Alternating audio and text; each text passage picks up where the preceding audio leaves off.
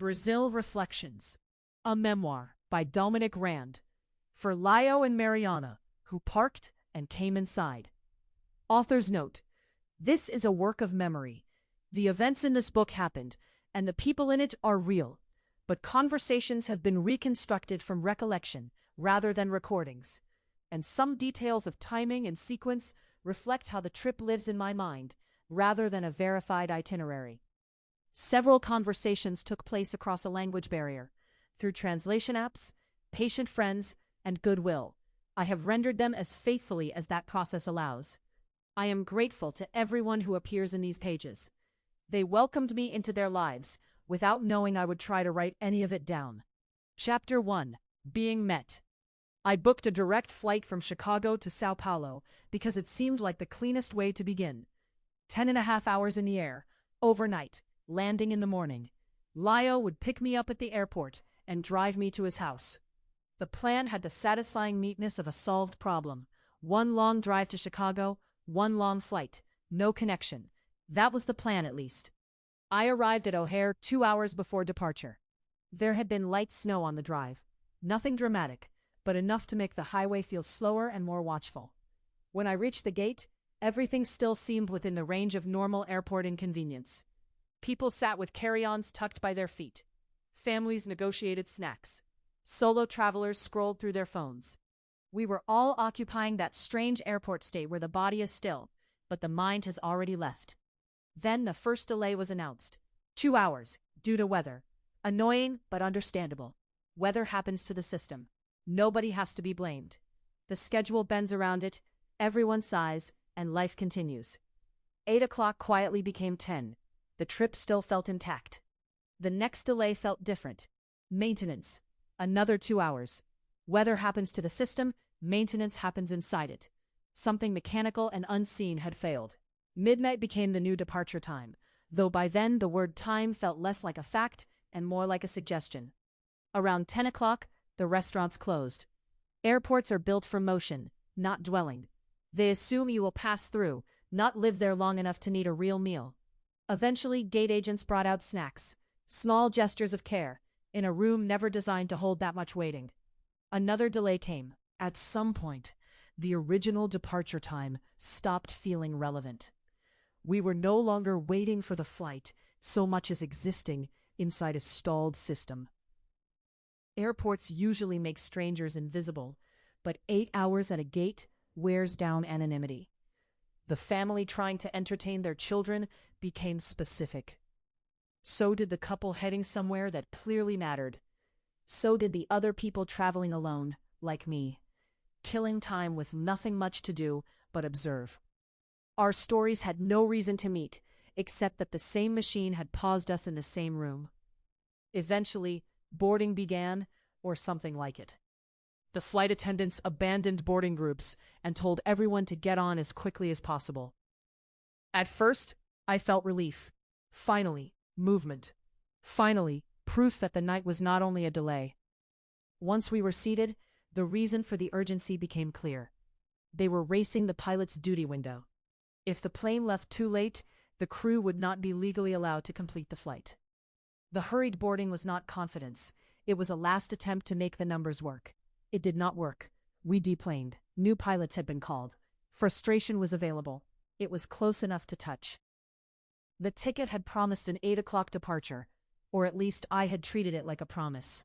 But the more I watched the system fail, the more obvious it became that the promise had never really existed.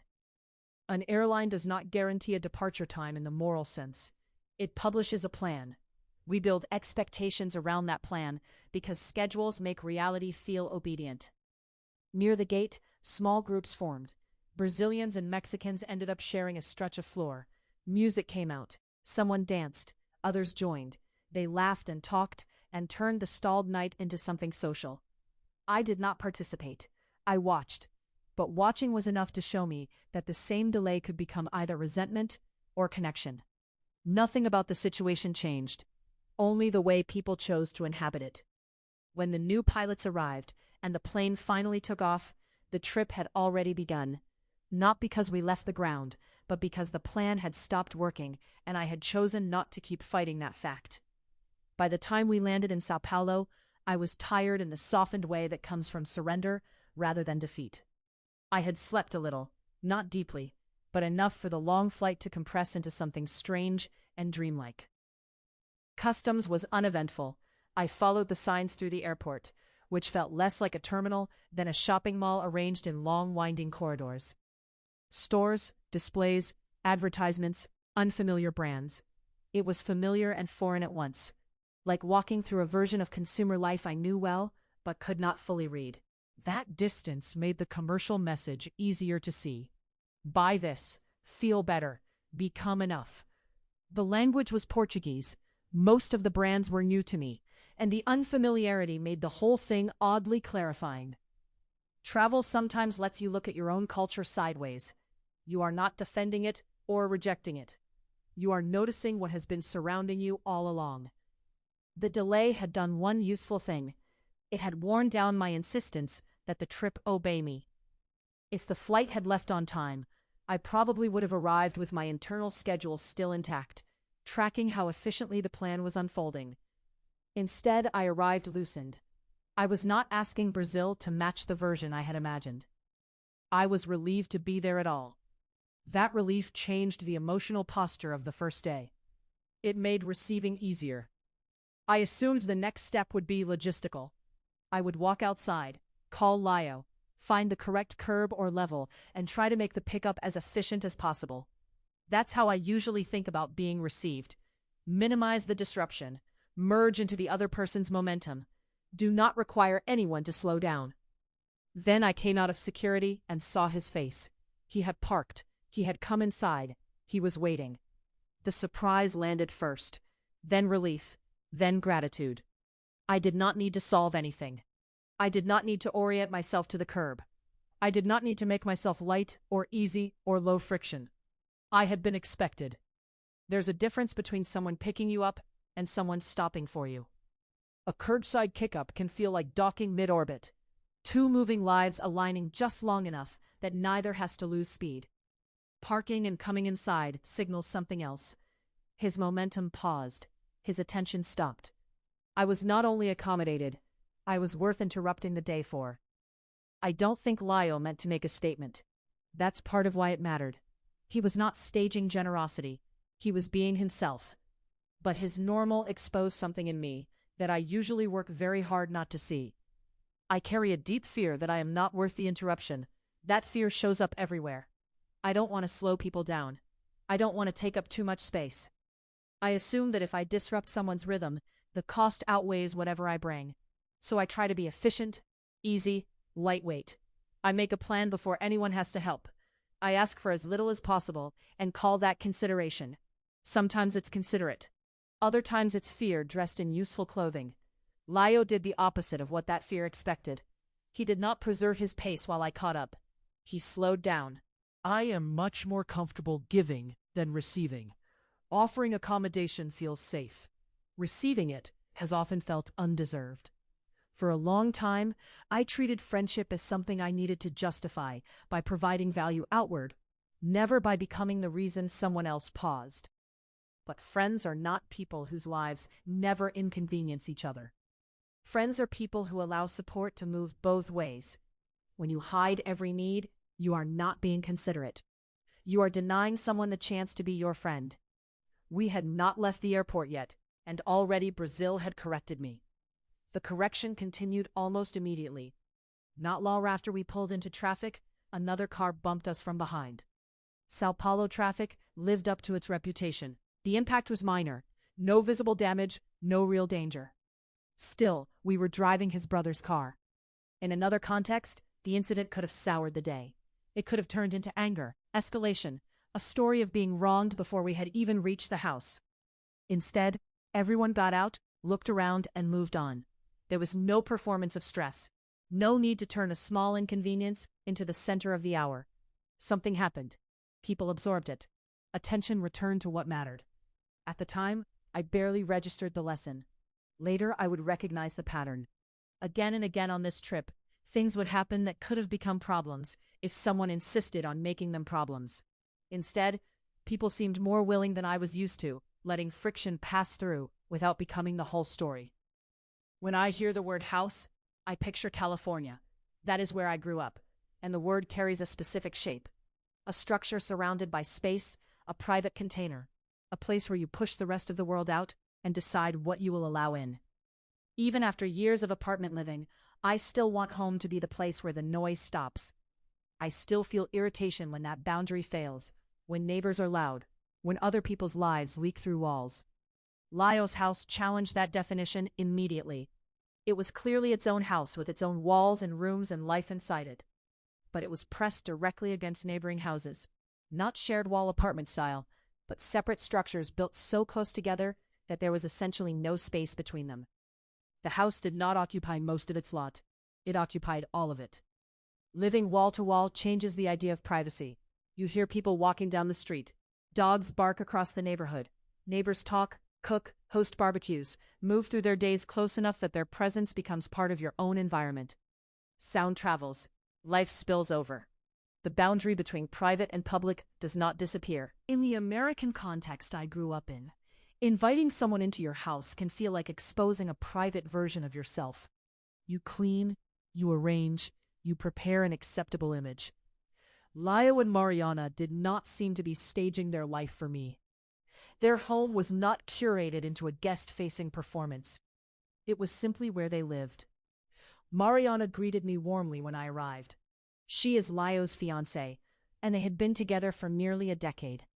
I knew before the trip that I was not only visiting a friend. I was stepping into a life the two of them had built together. At first, nothing seemed off.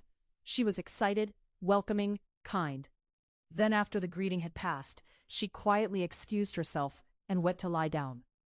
Later she explained why. She had been learning English for years, seriously and intentionally, with a Duolingo streak of more than 1,000 days. She cared deeply about communicating well. She wanted to show up. That care created pressure. Her body reacted before she could name what was happening. The moment stayed with me less as an example of anxiety than as evidence that care can be heavy. Welcoming someone matters, and because it matters, it can overwhelm the body before the mind has time to make sense of it. Later, Lyo showed me around the house. When we reached the bedroom, it took me a moment to realize it was theirs. There was one bed. I asked where they were sleeping. He said they would take the couch. I refused immediately. He wanted my experience to be comfortable. What he did not fully see, and what I did, was that I was entering a life not built for me. Their routines, their home, their shared space belonged to them. Some discomfort was inevitable, and it was right that I carry some of it. I could take the couch. I could be a guest without needing to be treated like the center of the household. That trade-off, accepting discomfort in exchange for meaning, would return throughout the trip. That evening we went out to eat. Afterward, we walked through the neighborhood for drinks. Bars, grocery stores, gyms, dog washers, tattoo parlors, small shops, houses that turned out to be businesses that still looked like houses. There were no massive parking lots and no clean separation between living and doing. Everything was close, walkable, layered. The layout reminded me how much of my life had been organized around separation. Residential here, commercial there, work here, home there, engineer here, writer there. We like clean zones because they reduce friction. But separation has costs. Distance becomes traffic. Privacy becomes isolation. Simplicity becomes a kind of dishonesty when it forces the complexity of a person into one approved identity at a time. In much of the United States, we spend enormous amounts of asphalt maintaining separations that are supposed to make life easier. Then lose hours driving between the separated pieces. In Sao Paulo, the closeness felt honest. A grocery store could sit near a gym. A house could also be a business. Harder to pretend we do not live among each other. Harder to pretend we are only one thing. Hearing other people, literally, felt grounding. Seeing Mariana live as many things at once gave me permission to do the same. She sang, modeled, acted, danced, learned, hosted, cared. Not as side notes to a more legitimate identity, but as real expressions of herself. For a long time, I had turned my own parts down. Engineer, yes. Writer, maybe privately. Musician, photographer, artist, only if there was time left over. Focus made life legible, but it did not always make life meaningful. What that first night began teaching me was that meaning often comes from contact. Lives close enough to affect one another. Identities allowed to overlap. Walls thin enough that presence becomes unavoidable. The house was louder than what I was used to. The boundaries were less complete. But the loss did not feel like the loss of privacy so much as the loss of illusion. I had come to Brazil expecting a trip. In the first 24 hours, I was being shown something more basic. Arrival is not only logistics. It is allowing yourself to be received into a life already in motion. Chapter 2. The Life I Came From. The reason those first gestures in Brazil landed so deeply has less to do with airports or houses than with the kind of life I had built before arriving. To understand why being met felt so corrective, I need to step back. Before Brazil, I had spent most of 8 years organizing my life around work. If someone asked who I was, my answer was simple. I was an engineer, and I moved a lot for work. On average, I moved about once a year. Work determined where I lived, what I owned, how I structured my days, and which parts of myself I allowed to develop. In many ways, that focus worked. I became very good at my job. I earned respect from the people around me, received Employee of the Year recognition, and built systems that were reliable, proven, and resilient. I regularly worked 80-plus-hour weeks, and there were stretches when work consumed nearly everything, sometimes 26 hours at a time. If there was ever a conflict of priorities, work won. More importantly, I learned how to be an adult.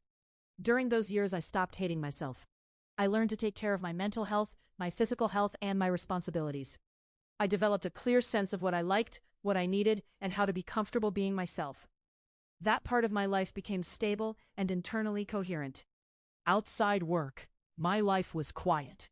I went home, went to work, and came home again. My hobbies were mostly passive. Video games, television, whatever required the least planning after long days.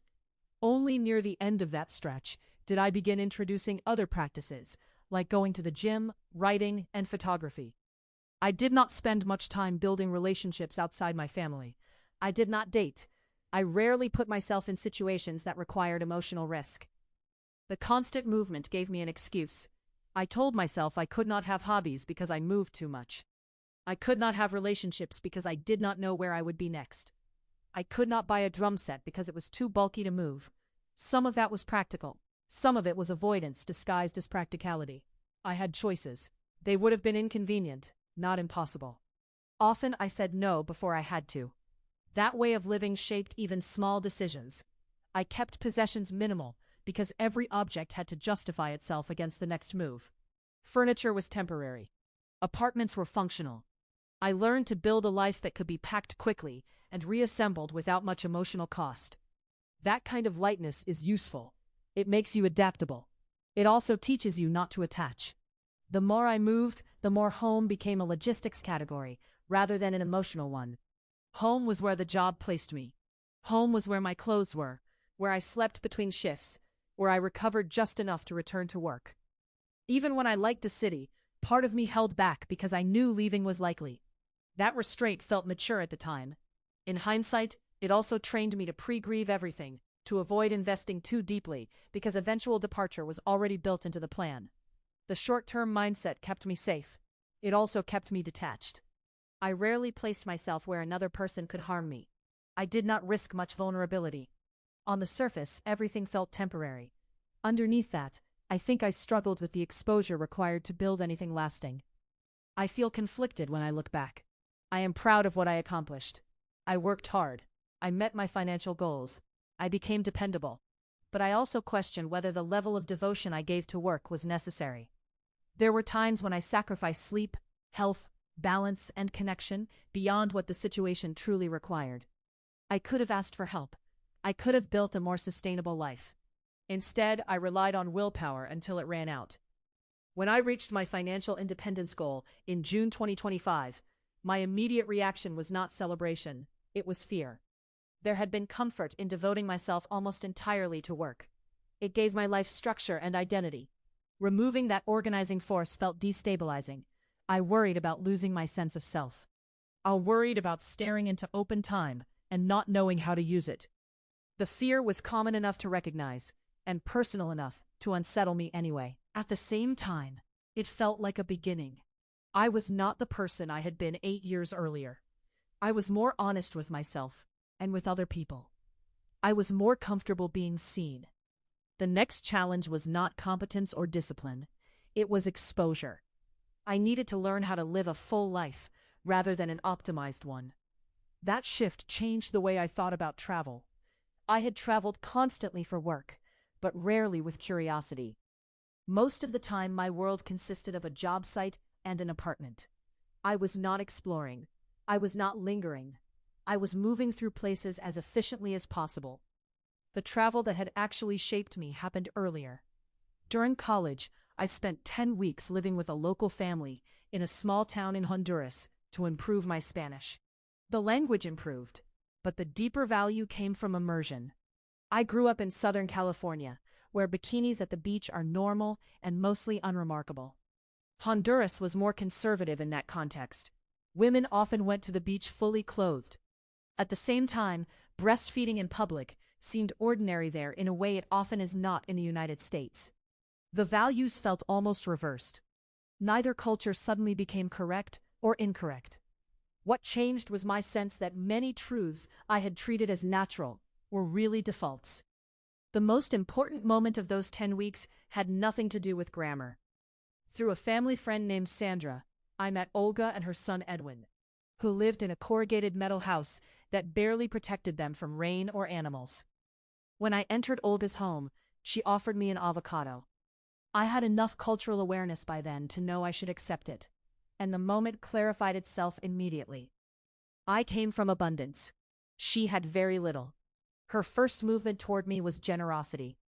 That encounter changed the trip. I helped secure funding for a permanent house for Olga and Edwin while I was still there, and when I later visited after it was built, Olga embraced me like a son. None of that had been on the itinerary. It happened because the trip had enough room to become something other than the goal I had assigned to it. A few years later, I had a similar experience on a farm in rural Idaho, where I stayed with a family friend named Gary to learn about investing and financial independence. I did learn those things, but the farm taught me more, and it taught through repetition rather than revelation. Life there followed seasons rather than schedules. Animals were born, fed, sold, and buried. Crops grew, were harvested, and then the land rested. I buried sheep while I was there, and over time death stopped feeling like an interruption and started feeling integrated into the larger rhythm of life. The people there did not talk about purpose in abstract terms. They worked, and the work itself gave the day's shape. One conversation with Gary shaped me especially. His father was elderly and still working constantly. I asked why he kept going. The answer was simple. If he stopped, he would die. At first that sounded bleak. Eventually it sounded true in a deeper way. Work was not only obligation for him, it was purpose. That realization challenged my assumptions about comfort, retirement, and what a good life is supposed to look like. Because of Honduras and Idaho, traditional tourist travel never fully appealed to me. I worried that short trips to famous places would feel expensive, curated, and disconnected from how people actually live. I was not interested in collecting destinations. I wanted perspective. I wanted proximity.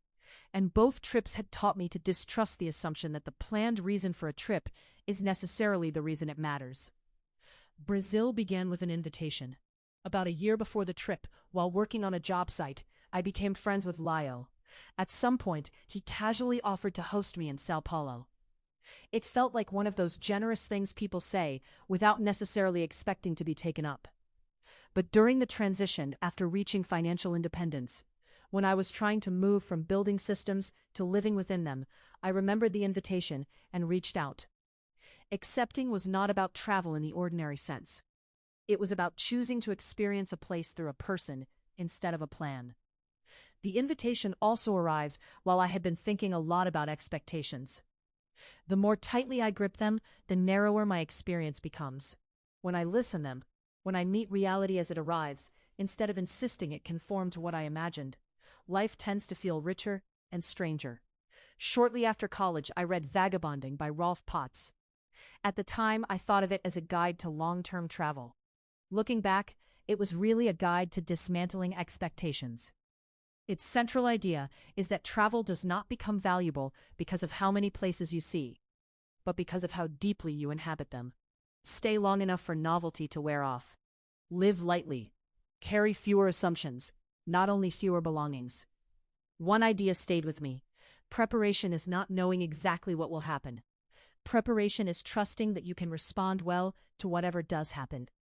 For a long time, I mistook expectation management for having no expectations at all. I thought the safest move was to declare myself open and then assume openness would happen automatically. But unspoken expectations still operate. They just become harder to detect. They show up as irritation, disappointment, a sudden feeling that someone has failed you, even though you never named what you wanted from them. The more honest discipline is not to pretend you have no expectations, but to keep them small enough that reality has room to surprise you. By the time I started planning Brazil, that lesson had become practical. I did not want to arrive with a hidden checklist and then blame the trip for failing to satisfy it. Before Brazil, I wrote Lyle a letter. It was not a schedule or a list of demands. It was an explanation of how I wanted to approach the trip. I told him I was not looking for constant plans or daily depth. I wanted to observe, compare, feel how life moved in a place I barely understood. That last part matters. When I arrived in Brazil, I did not understand much. Lyle was among a very small number of Brazilians I had ever met in person. I had no lived sense of the culture, the rhythms, the assumptions, or what daily life actually felt like. That ignorance could have made me defensive. Instead, it became useful. Because I did not know, I stayed open. The letter also helped me hand over control with more intention. Lyle would be planning much of my time.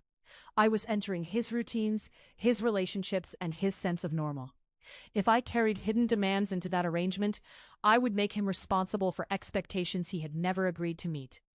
Writing the letter forced me to name the opposite posture. I was not hiring a guide. I was accepting hospitality. I wanted to be shown a life, not sold an experience. That openness was abstract until Brazil gave it something ordinary to attach to. The first test was not a dramatic moment. It was breakfast.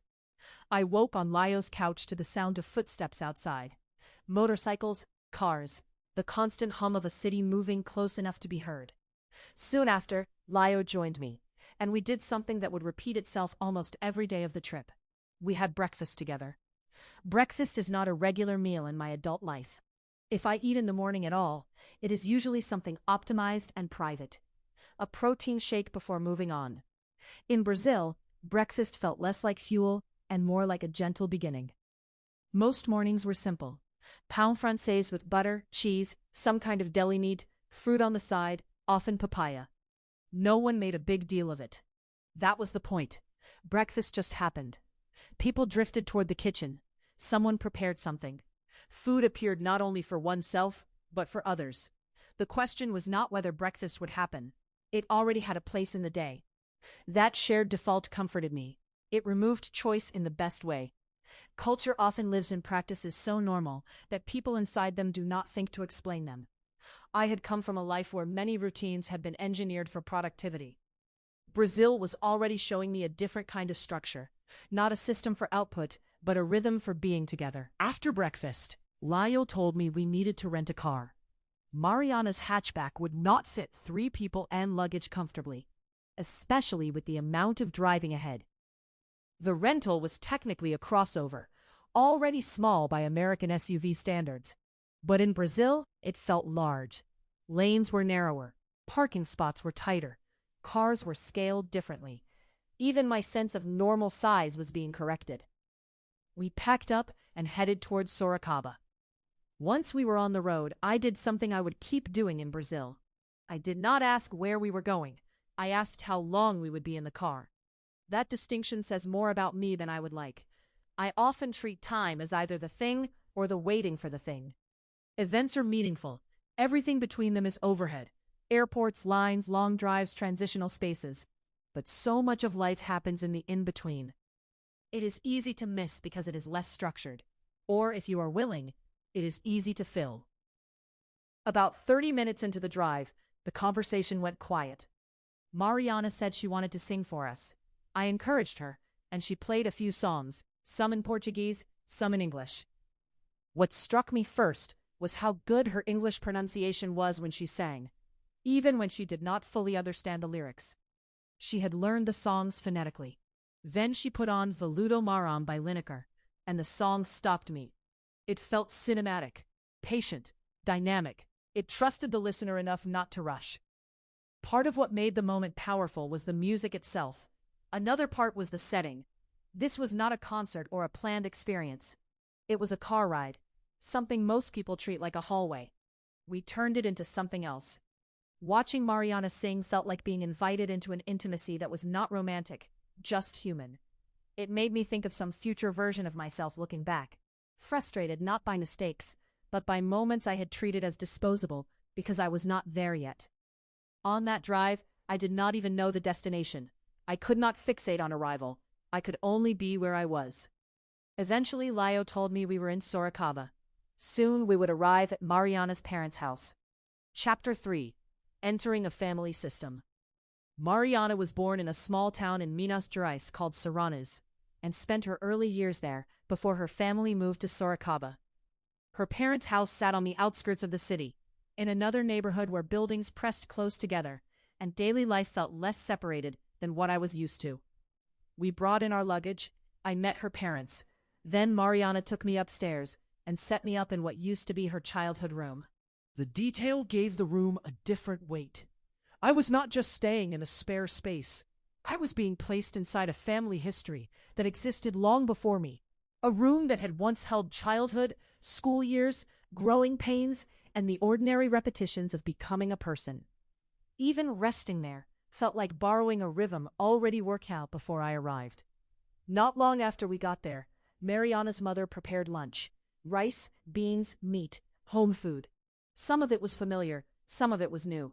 One dish stood out immediately. Feijão tropeiro, beans mixed de farinha de mandioca, eggs and pieces of meat. It was unfamiliar and excellent. So was the drink Lio made, a caipirinha with cachaça, lime, sugar, and ice. That moment became a pattern. Try this, eat that, taste this. Almost everything they handed me was good. Food is powerful when you are far from home, not because every dish is exotic, but because it reminds you that there are entire worlds of normal outside your own. Every culture solves the problem of eating, and over time, those solutions become so familiar to the people inside them that they stop being remarkable. To them, it is Tuesday. To you, it is discovery. Food became one of the easiest ways for the trip to move from scene to scene without needing explanation.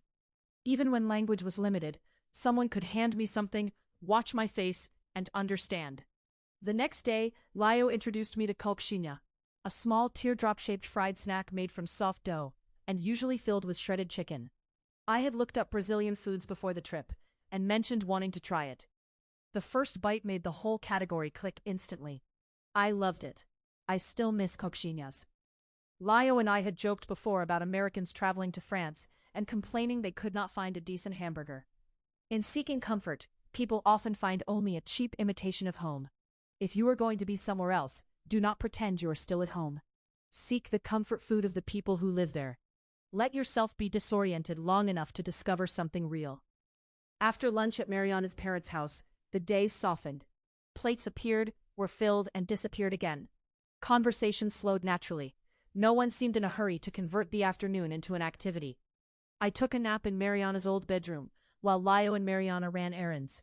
When I woke, the house still had the same unhurried momentum, as if I had stepped out of a river for an hour and returned to find it flowing at the exact same pace. Nothing had accelerated. Nothing was waiting on me. That kind of rest only happens when you don't feel like you are falling behind. After my nap, I watched local news with Mariana's father and Lio. I expected Brazilian politics or regional events, some reminder that I was far from home. Instead, the coverage kept circling back to American politics. I had flown all the way to Brazil and was still hearing about Trump. It made me laugh, but it also reminded me that American culture has a gravitational pull. You can leave the country and still find pieces of it reflected back through someone else's television. At one point, Mariana's father brought out a toy gun that shot small gelatin balls and joked that it was like the kind of gun they have in Rio. I do not remember his exact wording, only the casualness of it. The object should have felt heavier to me than it did. In the United States, anything gun-shaped arrives loaded with a set of stories before it is even touched. In that room, the joke landed more like a reference than a warning. Emotional weight is not fixed inside an object. It is carried by the histories we have been trained to attach to it. Later we walked around Sorocaba, through downtown, through a park, through that early evening stretch where the day asks very little of you. We had no mission. We were not accomplishing anything. We were just wandering and talking. In the best sense, it was a lazy afternoon. Those wandering hours mattered, because they did not announce themselves as meaningful. We were not seeing a famous landmark or checking off a recommendation. We were walking through a city where people lived, passing storefronts and park paths and ordinary intersections, letting the place become legible at walking speed. I have often treated travel as if meaning depends on selecting the right destination. Sorocaba made me feel the value of unremarkable time in someone else's normal. The quietness of that afternoon made the night feel like a change in register, rather than a separate episode.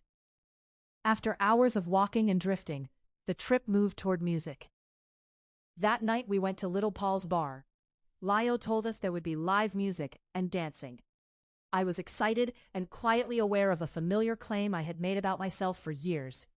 I am not a dancing person. That kind of sentence pretends to be a preference, but it acts like an identity.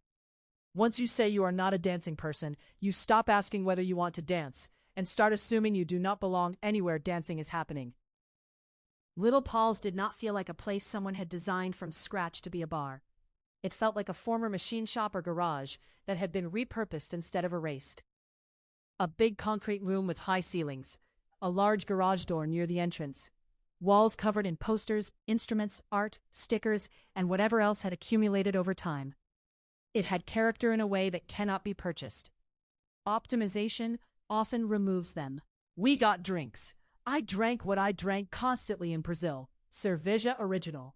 It is a standard beer there, the way Budweiser is standard in the United States. But what I remember most is the comfort of it, the label, the word original, the feeling of holding something normal in the place where I was standing. Travel strips away defaults. You do not realize how mentally tiring that is until you find a new one. Out back, the space opened into a lower concrete courtyard. The band was setting up along one side. Plastic tables and chairs lined the edges. A few old cars sat around the perimeter, part decoration, part evidence that no one was trying too hard to polish the place into something else. Nothing looked focus grouped. The walls carried the accumulated residue of previous nights. That kind of setting lowers the pressure to perform. In polished spaces, I often become more aware of myself, aware of how I'm supposed to appear inside the design. Little Paul's did the opposite. It made participation feel more important than presentation. As more people arrived, the room shifted from quiet to expectant. When the band started playing, it did not feel like background music. It felt like the night beginning. The band was 3 people, accordion, zabumba, and a guitarist who sang. Later I learned the drum's name. The zabumba anchored the rhythm physically, giving your body something to step into. The accordion carried the melody. Guitar and voice gave shape. Together they did not merely fill the space. They organized it. Foro is not only music you listen to, it tells the body where to go. Mariana explained the basic step. There are many styles and variations, but the beginner version she taught me was simple, side-to-side weight shifts in a 4-count pattern. Right foot, right foot tap, then reverse, over and over. The description sounds almost too easy until you are doing it for the first time, holding another person's hands, trying not to step on their feet, surrounded by people who move like they have been doing this forever. Mariana was patient. She counted out loud. I almost stepped on her feet. I had to imagine it was not thrilling for her to dance far below her ability level. But she never showed frustration. She seemed genuinely happy that I was willing. At first I was completely in my head, tracking steps, timing, direction, and the fact that I was an American man learning a Brazilian dance in a Brazilian bar. Then the music synced with her counting. I did not become good. I became less separate from the rhythm. My shoulders dropped. I stopped watching my feet so much. That sensation pulled up a memory from New Orleans. A year earlier, I had walked down Frenchman Street with music spilling from doorways, horns and drums overlapping until the street itself seemed to breathe. I mostly stayed on the edge. I watched. I enjoyed it through glass. One friend stepped into the music without hesitation. She did not ask permission from herself. She simply moved. Watching her made me wonder why I was still standing outside the thing I wanted to enter. Little Paul's gave me a second chance. This time I had a guide. I had a rhythm. I was in a culture where dancing felt less like performance and more like a normal part of the night. One of the most surprising parts was the social structure around the dance. The partner switching felt clean and uncomplicated. People danced for a song. When the song ended, the floor emptied almost completely, as if the room exhaled. Then the next song started and people paired again. A yes was not a promise. A no was not a rejection of the person. It was just one song. That made everything lighter, safer, more communal. I had treated dance as self-expression under evaluation, as if stepping onto a dance floor meant submitting myself to judgment. Here the dance seemed less individually exposed than collectively held. The shared step gave everyone a common language. The end of each song gave the interaction a clean boundary. The music carried more responsibility than any one person. Asking someone to dance was not asking to be judged as a person. It was asking whether someone wanted to share a specific 3-minute activity. That structure made courage easier. I wanted to participate more fully, not to become impressive, but to be able to enter the room. Immediately that desire became practical. I would need Portuguese. Not fluency, just enough to ask for one song. Mid-set, Mariana's brother Rafael arrived with his girlfriend at the time, Amanda, and his son João. Rafael had a joyful belly laugh that could locate him from across a room. Amanda seemed quieter at first, though I would later learn she carried a deep and thoughtful story of her own. João was shy until we found the right doorway, animals and dinosaurs. I introduced myself in broken Portuguese. Eu sou Dominic, muito prazer. My pronunciation was fine, but not natural. They seemed genuinely pleased that I tried. There is respect embedded in speaking someone's language on their soil, even imperfectly. When I tried to introduce myself to João, he did not understand me. Rafael interpreted, and the moment passed. That reminded me of something I had only known from the other side. Native speakers do not always know how to fill in gaps. Even when a non-native speaker is close, the missing piece can feel like a wall. I had done that to people without meaning to. In Honduras, I had felt the small embarrassment of a sentence failing in someone else's face.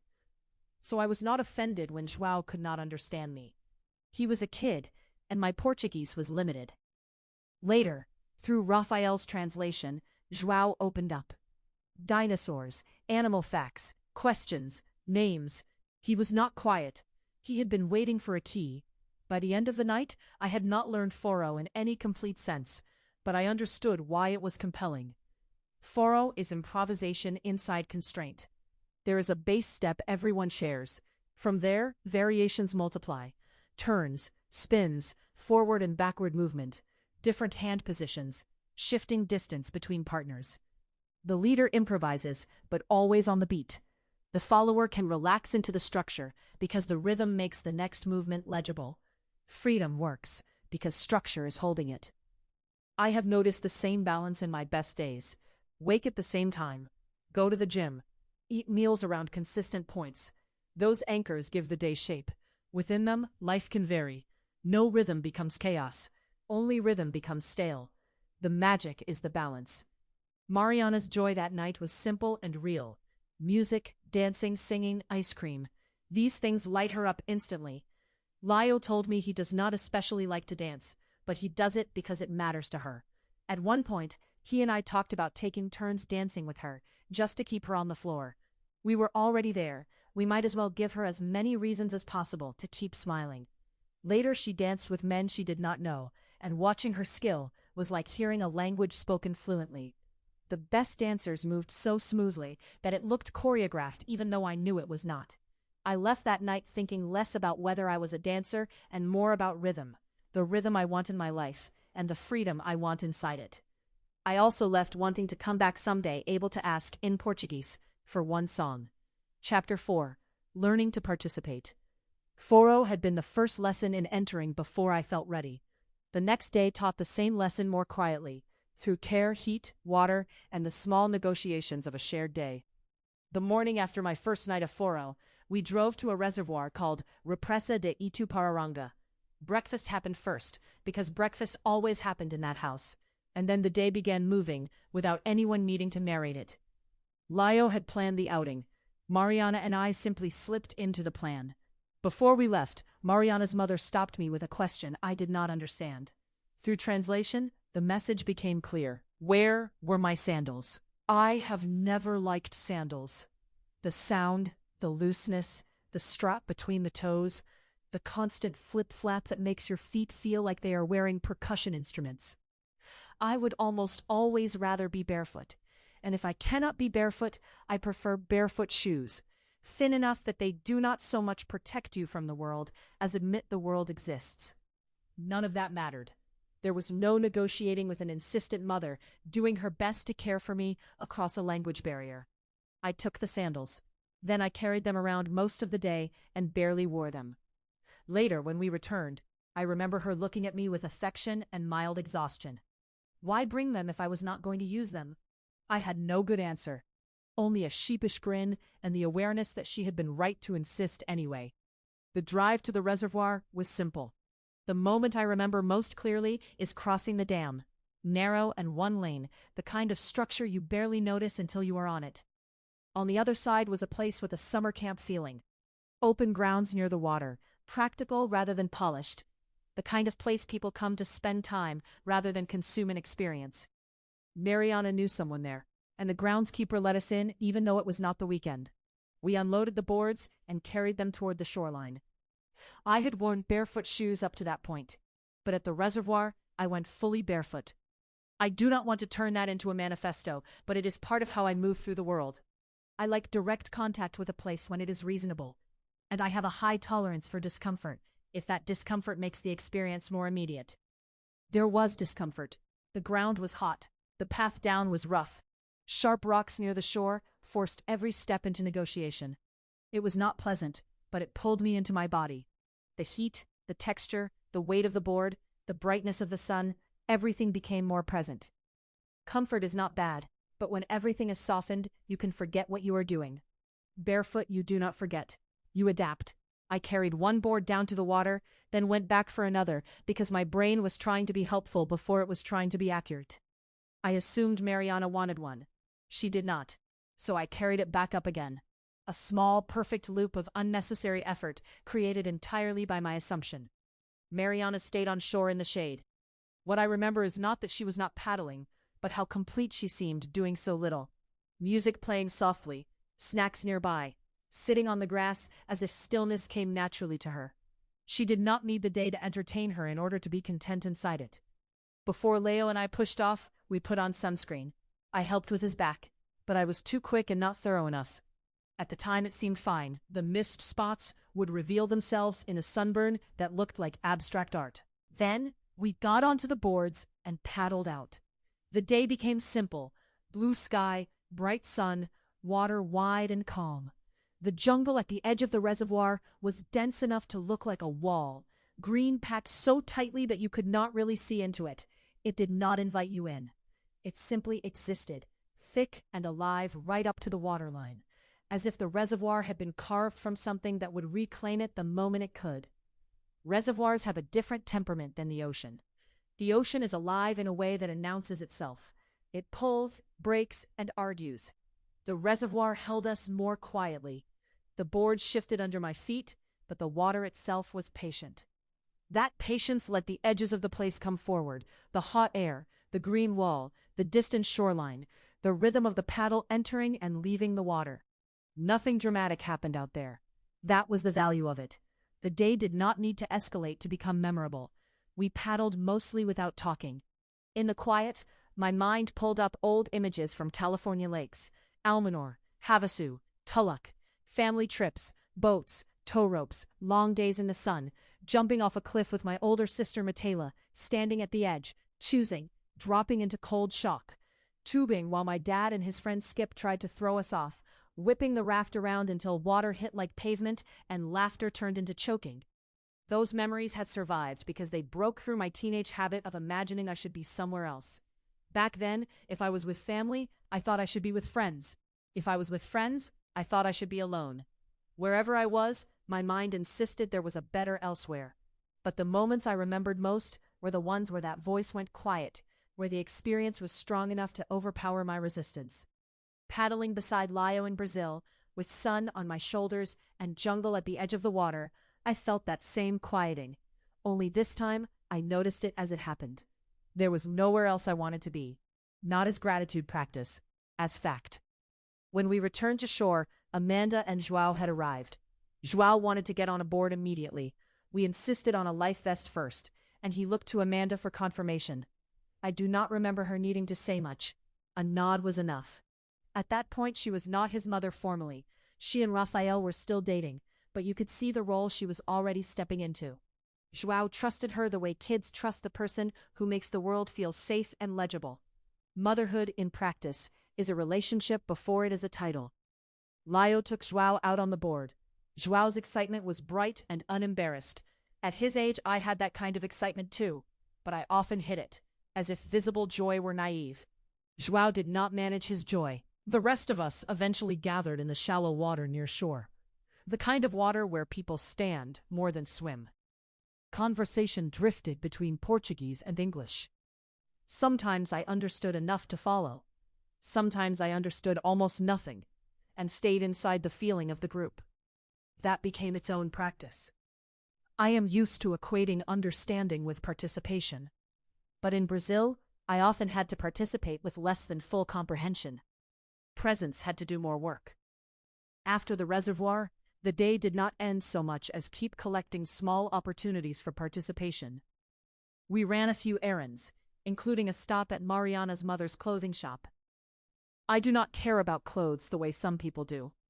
Most of my life, I have treated them as utility: cover skin, look decent, avoid thinking too much.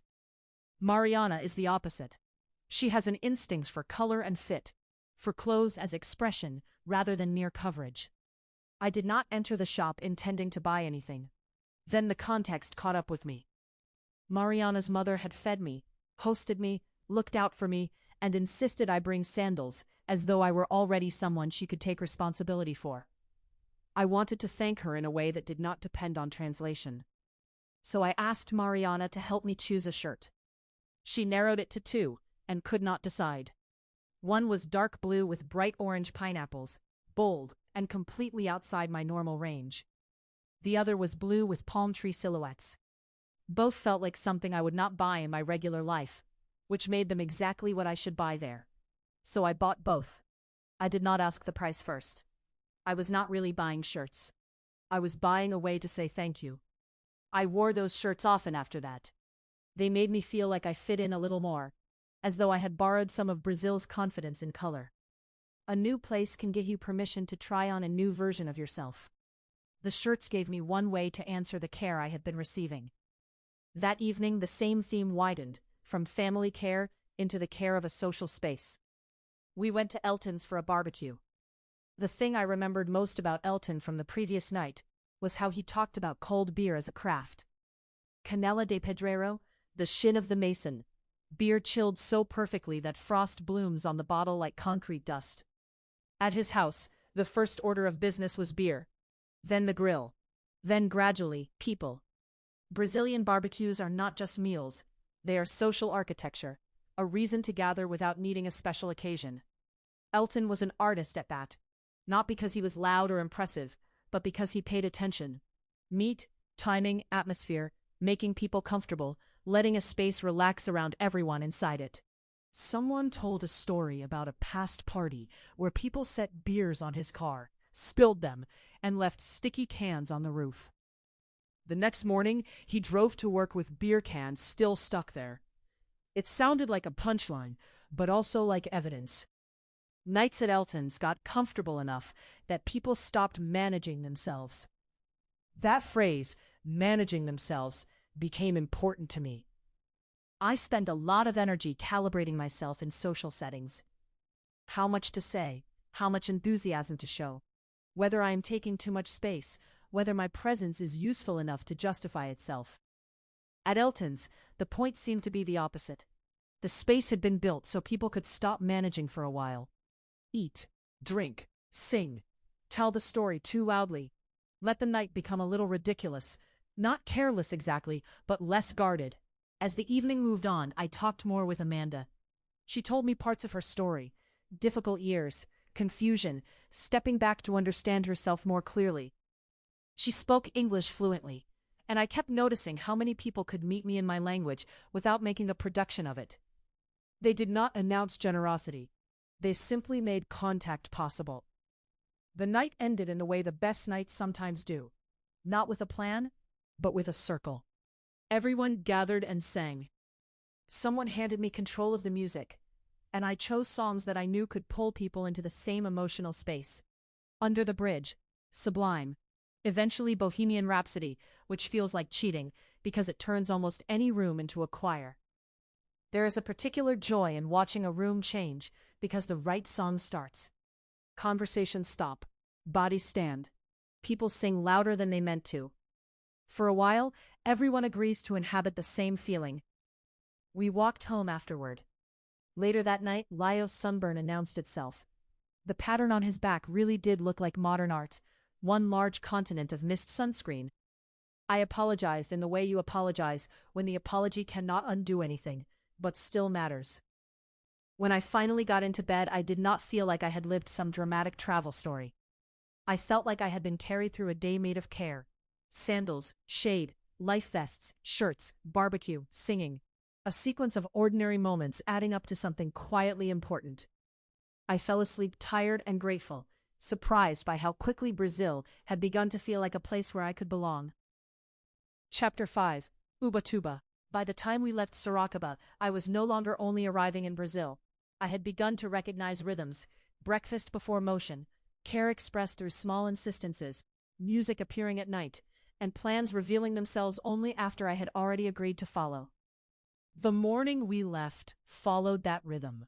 Breakfast first, then motion.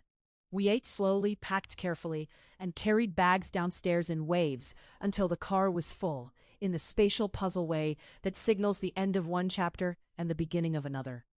I thanked Mariana's parents for folding me into their home so naturally. It had not felt as if I were visiting. It had felt as if I were being absorbed. Before leaving town, we picked up Livia, one of Mariana's longtime friends. I did not know then that her presence would become the emotional center of the day. Livia traveled light, just a backpacking-style pack with clothes and essentials. From the beginning, it was obvious she and Mariana had history. Lyo joked that they were basically twins, and after a few hours in the car, I understood. They had the rhythm of old friends, laughing, drifting quiet, resuming mid-thought, without needing to rebuild context. They shared strawberries dipped in condensed milk, then condensed milk straight, affectionate and unself-conscious in a way that felt intimate to witness. Livia did not speak English, and my Portuguese was still basic. Our early exchanges moved through my translation app, sometimes with Lyo's help. There was always a delay, a small buffer between thought and response. Even so, she came across as warm and steady, the kind of presence that does not need volume to be felt. The car split naturally into 2 rooms. The back seat carried one conversation. The front seat carried another. With Mariana and Livia deep in their own rhythm, Lyo and I drifted into long drive topics. Games, attention, memory, difficulty, the kinds of experiences that stay with you. Lyo is unusually good at long conversation. He does not interrogate. He orients. He asks one question, then another, and somehow finds the thread you actually care about. Once he finds it, he stays. He lets a thought unfold until it is fully expressed. I told him about playing The Last of Us Part 2 on grounded difficulty. On easier modes, it is cinematic and intense. On grounded, it becomes psychological. You do not have enough ammunition. You do not have margin for mistakes. You hide, listen, circle, wait. Scarcity changes behavior. It forces attention. It slows you down enough to inhabit the world instead of skimming it. Then Lio told me about playing pirated games as a kid in Brazil, including an English copy of Mario 64. He had no formal English training, so he and his brother taught themselves enough to finish the game. Because games were expensive and hard to access, you played what you had, repeatedly. You learned every corner, every mechanic, every strange edge case. Scarcity forced depth. The way he listens now felt connected to that. He does not skim conversations. The landscape shifted as we drove. Dry stretches became denser. Clouds thickened. The highway climbed. Vegetation pressed closer. Then, rain. Lyle told me our destination, Ubatuba, a coastal city wrapped in rainforest and known for how often it rains. Its nickname, Ubashuva, sounded playful until we began descending. Straight highway gave way to steep switchbacks. Visibility tightened. Rain intensified. Lio explained that the descent is famous for drivers riding their brakes too hard, overheating them, and losing hubcaps. There is even a phrase for it. Cementerio de Coladas, the graveyard of hubcaps. It was not metaphorical. In places there were literal piles of hubcaps along the road, dozens of them stacked and scattered like trophies collected by the mountain. The descent felt cinematic. Wet air, dense green walls, curves tightening until it seemed we were dropping into another climate. At the bottom, Ubatuba felt instantly familiar in a way I had not expected. It had the energy of a small surf town, like parts of the California coast, but less polished, more humid, more improvised. Painted signs, casual storefronts, sand creeping into sidewalks. Alive without being curated. We met the rest of the weekend group at a restaurant.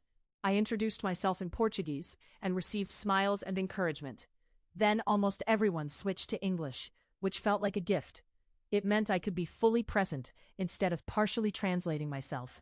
First impressions came quickly. Daniel carried mischievous energy that synced immediately with Lio. Playful in a way that signaled deep history. Natalia was warm and observant. Carol was kind, direct, and substantial in conversation, as if she listened for meaning rather than waiting her turn. Raphael was quieter, harder to read. I now knew two men by nearly the same name on one trip, but this one played so much FIFA that his friends called him Rafifa, which solved the problem.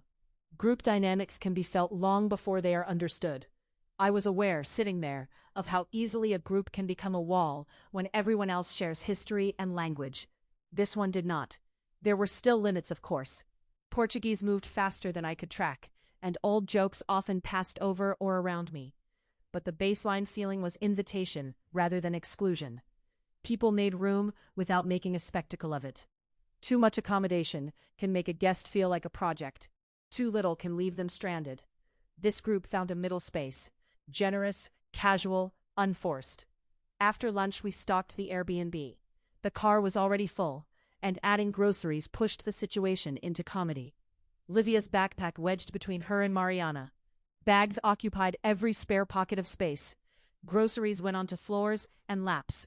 At one point I had nowhere normal to put my feet, because food was everywhere. It was ridiculous, uncomfortable, and exactly the kind of chaos that becomes a shared memory later. The Airbnb felt like a set carved into the edge of the jungle.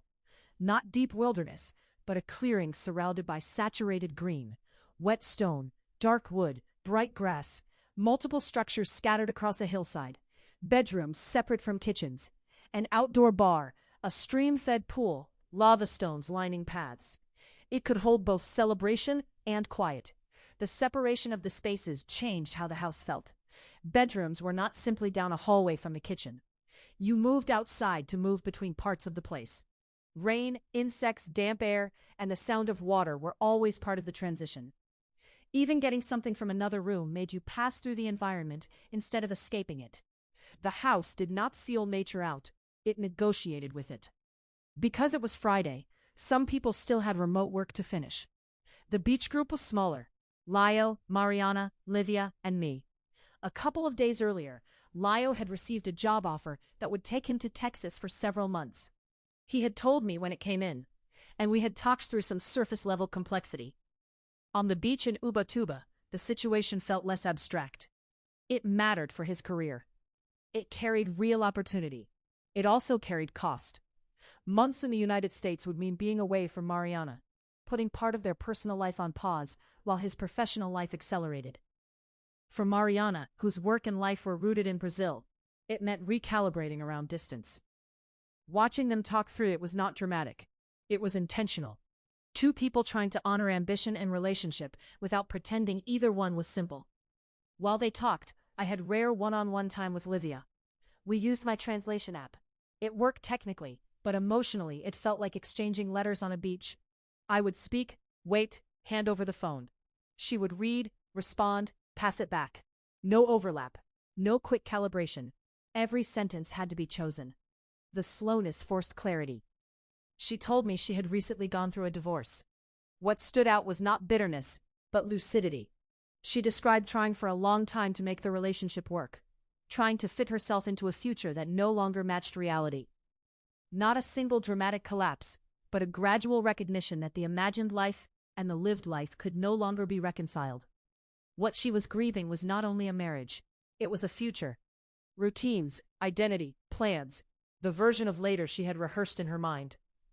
That shifted something in me. Grief is not only about death. It is also about the collapse of a future that will not exist.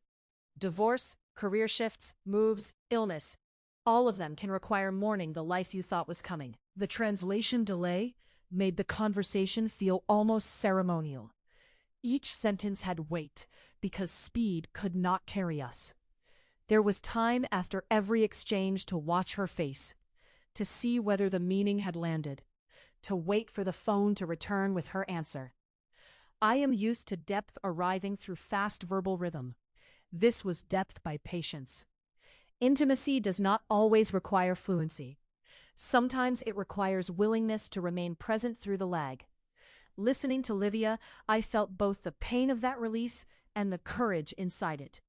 She was not asking for the past back. She was trying to meet herself inside a different future. By the time we returned to the Airbnb, that conversation was what I carried most. Not because it was dramatic, but because it was real. That first day in Ubatuba had moved between scales. Career decisions, marriage, divorce, rain, jungle, groceries, the awkward slowness of translation. The next morning compressed all of that into something more social and immediate. I woke inside green. The mountainside rose behind the house. The pool sat below.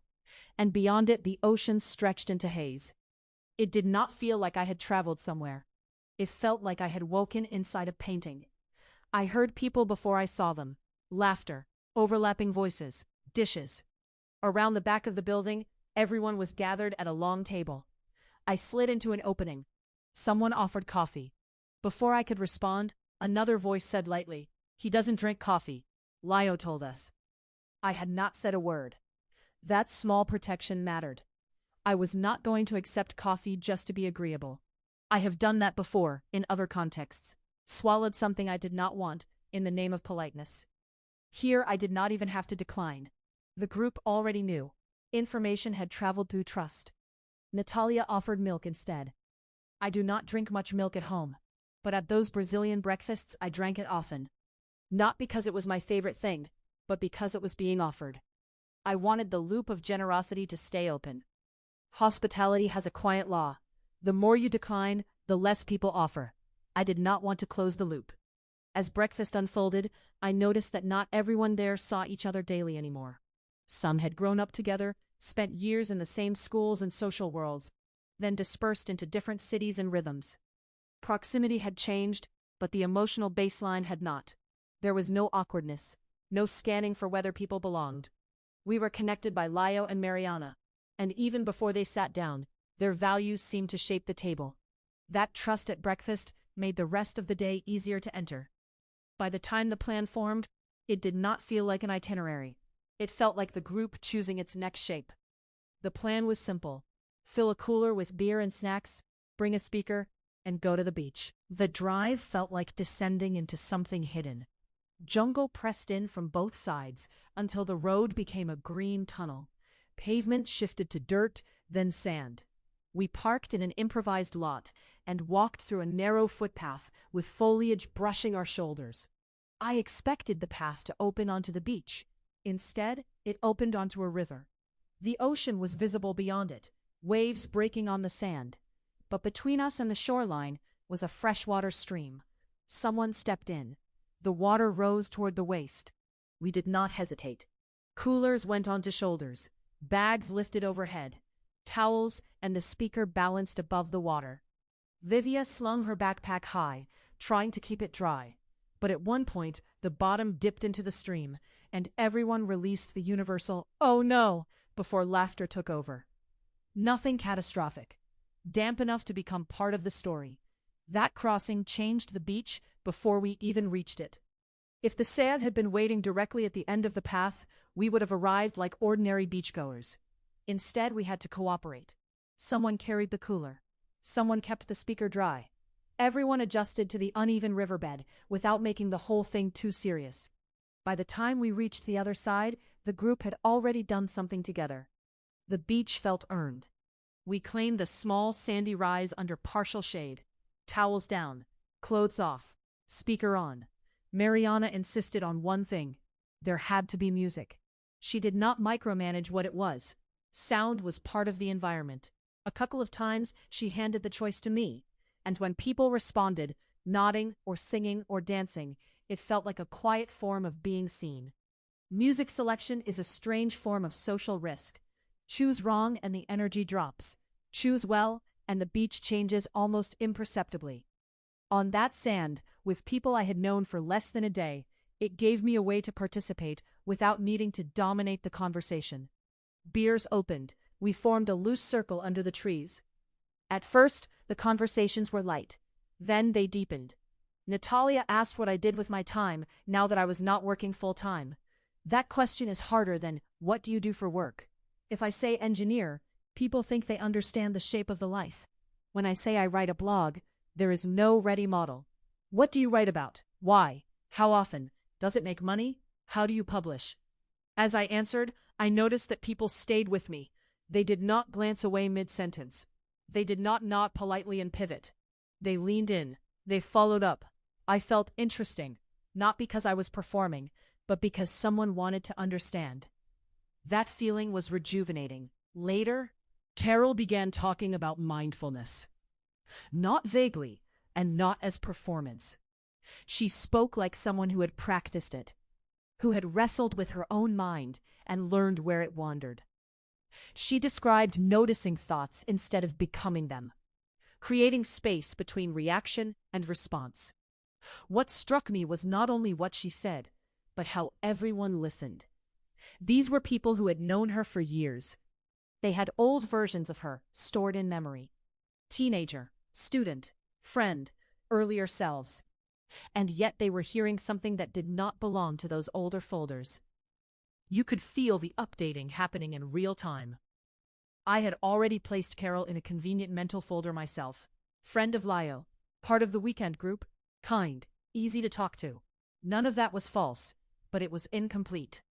When she spoke, the folder expanded, and I felt the pleasure of being wrong in a useful way. We think we know friends because we have a large library of experiences with them. But most of those experiences are in the past. The model we carry can drift out of date. People are always becoming, even the ones we think we know well. Maybe especially them. After enough sitting, talking, and listening, my body wanted a different way into the day. Eventually, I ran toward the ocean. I did not ease in. I threw myself at the first wave shoulder first, punching through whitewater like I was breaking through a door. Once I was deep enough, I started body surfing. Lio shouted something in Portuguese. "Tá pegando jacaré?" Later he explained that body surfing literally translates to catching alligators. Yes, I told him. Exactly. Body surfing is about timing. You do not create waves. You watch them form. There are periods of abundance and periods of flatness. Paddle frantically and you waste energy. Wait well and the ocean does the work. Conversation can be like that. Interest comes in sets. Curiosity rises and falls. In seasons when I felt unseen, I paddled too hard. I forced topics, steered conversations, tried to manufacture connection. Here I was learning to wait for the set. As the afternoon stretched on, it narrowed to Lio, Daniel, and me. We developed a rhythm. Drink a beer on the sand, dive into the ocean, float in the river, return for another, repeat. My heart rate slowed, my breathing deepened. I felt physically vulnerable in a good way, relaxed enough to stop performing strength. At one point, Lio and Daniel told me about a night they had met in Amsterdam. A bar, long conversations, nothing extravagant on paper. Yet it had become one of their favorite memories. It reminded me how often the best memories come not from dramatic events, but from the right combination of presence, attention, and people. A beautiful place can become forgettable if the people inside it are distracted or defended. A plain room can become unforgettable if the people inside it are open. The bar mattered, but the bar was not the memory. The memory was who they became with each other there. Their mischievous energy together reminded me of my childhood friend James. We once longboarded downhill, holding a parachute between us like a sail. We wandered through the Bolsa Chica wetlands with airsoft guns and triggered a police helicopter. I still remember the spotlight locking onto us near a stormwater canal, the loudspeaker telling us calmly to stop shooting at birds and go home, the fear snapping into laughter. Friendships like that dissolve embarrassment. They let you be fully yourself. As Lio and Daniel talked about Amsterdam, I told them I was living one of my favorite memories right then. It came out casually. The conversation paused. Lio looked surprised, took it in, then nodded. It is rare to recognize a memory while you are inside it. People say you cannot appreciate something until it is gone. I do not think that is true. Loss forces appreciation. Attention creates it. Back at the Airbnb, Lio lit the charcoal grill and cooked picanha. He stepped into his element, tending meat, salting simply, mixing drinks, creating the environment. I knew my role was to receive. Sometimes letting someone serve in the way they want to serve is its own form of respect. I lay on an outdoor bed built into the wall near the bar, a thin mattress over uneven slats that occasionally swallowed someone mid-laugh. Lio sliced steak directly from the cut, and we ate it with our fingers. Just salt. Some of the best steak I have ever had. Night arrived slowly. Music continued. When Evidencias by Chitãozinho and Chororó came on, the energy changed. I was sitting with Mariana and Lio when they stood to dance. I picked up Mariana's phone to record them. Through the camera, the scene already looked like memory. Slightly crooked framing, shaky motion, laughter bleeding into music. I sometimes worry about phones at moments like that, recording becoming a substitute for presence, a way of proving you were somewhere instead of being there. This felt different. I was not collecting content. I was preserving a doorway back. A scene I already knew would matter to them, and unexpectedly, to me. The screen did not replace the moment. It revealed the outline of it. The full moon lit the pool and the ocean beyond. Conversations split into clusters. People danced, laughed, told stories. I did not want the night to end. Somewhere in all of it, I recognized the shift. My old way of living had often been paddling too hard, forcing attention, forcing identity, forcing waves. This was different. This was floating long enough to feel the current. This was catching the alligators as they rose beneath me, trusting another wave was already forming. Chapter 6. Parati and Minas. Ubatuba had been one of the emotional peaks of the trip, which made the next stretch delicate. A trip can flatten after a high point if everything that follows feels like aftermath. Instead, the days after Ubatuba changed the texture of the trip. The coast became older, then wetter, then inland, then muddy, then familial in a different way. I woke again in Ubatuba with the awareness I had carried all trip. This is temporary, so pay attention while it is here. Natalia and Daniel had already left that morning. The goodbye was quick, but it stayed with me. Their time with us had gone fast enough to feel unfinished. I wanted one more ordinary hour, not a dramatic farewell, just more time. It felt like an ellipsis, rather than a period. We drove to a beach bar, through narrow streets, and parked in a paid lot so tight that I could not open the passenger door. I saw it coming, and could have asked Lio to stop earlier so I could get out. I did not. Instead, I climbed out the window. Lio looked confused and asked why I had not simply said something. I told him I thought climbing out would be funny. That was true. It was also a small refusal to optimize everything. I spend a lot of my life looking for the efficient move, the clean path, the corrected process. In that moment, I did not want the correct adjustment. I wanted the version that made us laugh. The beach bar sat right on the sand, with tables, lawn chairs, and umbrellas packed tightly enough that the seating area seemed to become the beach. The stretch of sand felt compact compared with the beaches I knew from Southern California, where the distance between street and surf can feel enormous. Here, everything happened in one frame. Raphael watched Formula One, while the rest of us moved through conversation, beer, snacks, and live music. Music kept appearing often enough on this trip that it began to feel less like an event than part of the local weather. I stepped away to call my parents. I call my dad every Sunday, and keeping that call felt important. There was a small part of me that wondered whether I could skip just this once. I was in Brazil. I was in the middle of something rare. But that is exactly when routines are easiest to erode. Warm sand, salt air, sun on my shoulders, ocean noise in the background. It was one of the most scenic versions of an ordinary ritual I had ever had. It was still the same ritual. I told him I was having fun. I also felt the same frustration I had been feeling throughout the trip. There was no way to explain the full significance of Brazil in one conversation. I could share details. I could not transfer the internal shift. Part of me worried that if I could not explain it, maybe it was not real yet. The call steadied me anyway. Regular calls remove the pressure of deciding what is important enough to mention. They create a recurring place where important things can surface without ceremony. Afterward, I walked back to the table feeling as if I had reconnected two parts of my life that could easily have drifted apart. Later, when it was only Lio, Mariana, Livia, and me, Lio asked if we wanted to go into the water. The beach dropped off quickly. 3 steps could take you from ankle deep to chest deep. We caught waves, laughed through sets, and noticed how thin the line can be between play and danger, when another beachgoer seemed briefly caught in a rough loop. Joy can turn sharp without warning. While Lio and I were still in the water, I asked how he and Mariana met. He told me they first crossed paths in school, both studying chemical engineering. They noticed each other but not dramatically. No instant certainty, no immediate script. They began knowing each other more fully later, around a celebration.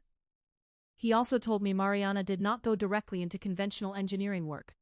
She finished the degree, then gave herself permission to experiment, eventually moving into modeling and acting. The ordinary beginning of their relationship stayed with me, because it stood in such contrast to what it became. Compatibility was not obvious at first glance. It was built over years, likely through confusion and doubt no one else saw. First impressions can be real and still incomplete.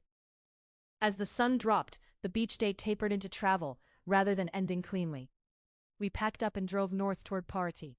The car carried the residue of the beach, humidity on skin, damp seats, sand stuck to legs and ankles. At one point we passed canopy-like structures over the road, and Livia explained they were crossings for monkeys and other wildlife. The detail pleased me. The road had been built for cars, but not only for cars. Parati felt distinct immediately. Our Airbnb was a small house on a larger property, almost casita-like. We dropped our bags and went straight into the historic center.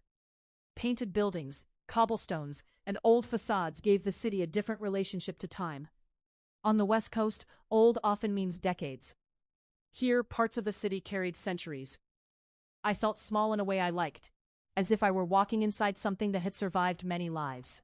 Restaurants spilled into pedestrian streets. Whistles from street vendors selling carved bird call toys echoed from different directions until they became a kind of navigation system. At first the sound was disorienting, like the city imitating nature. Then it became comforting. The cobblestones demanded more attention than I expected. They were not smooth, decorative pavement. You could not fully disappear into conversation because every few steps required a small correction. Watch your foot. Adjust your ankle. Step around the uneven place. That physical attentiveness changed how I experienced the city. It kept the past from becoming merely aesthetic. The streets were old, but they were not a backdrop. They were an active surface under the body. The next morning, I woke rested enough, but not especially comfortable. The mattress was comically hard, and the deception made it funny. It looked thick and luxurious. When you lay on it, there was almost no give. Later, the group tried it and reacted with the same sequence: confusion, disbelief, laughter. I noticed a flicker of irritation when I first lay down, but it passed quickly. A soft bed would have been nice. It was not essential. That was one of the quiet physical lessons of the trip. My body noticed plenty of things that were not ideal: hard beds, damp clothes, long drives, too much meat and rice, not enough sleep, uncertain plans. Any one of those could have become the story if I let it. Instead, most of them stayed in proportion because the days around them were meaningful. Comfort is real, and I do not want to pretend otherwise, but comfort is not the same as goodness. A good day can contain a hard mattress. Leo had arranged a boat rental. The boat was impossible to miss. Bright yellow hull, bright yellow accents, yellow starfish pillows. Practical and slightly cartoonish in the best way. The skipper took us to beaches reachable only by water because the jungle behind them was too dense for easy land access. We passed small islands, rocks whitened by birds, houses perched improbably above the water. The coastline looked almost exaggerated. The day was intentionally unstructured. Cooler with beers and snacks. 4 or 5 hours on the water. Stop, swim, drift, talk, go quiet, move again. I napped. Others napped. There were stretches where no one spoke, not from tension, but because everyone was content enough to stop filling the space. On one beach, a house stood almost directly on the sand. The skipper told us a story about an American who had built it, left it in the care of a Brazilian, then died and left the house to him. I never verified the story, but hearing it there from the water, with the jungle behind the house and the beach almost empty, it felt plausible in the way place can make stories feel plausible. Someone had wanted to live there. Someone else had cared for it. A piece of private longing had become part of the coastline. I took photos and came away with images I loved. Photographing Leo on the boat, I noticed his eyes in a way I had not fully registered before. Light green and bright in the reflected coastal light. That is part of why photography matters to me. It changes my speed and attention. Through the camera, I have to decide what is worth preserving. The light, the expression, the exact configuration of weather and person and moment that will not repeat. After the boat, we returned to shore, ate a quick lunch, rested, and went downtown again. Parity at night had its own rhythm.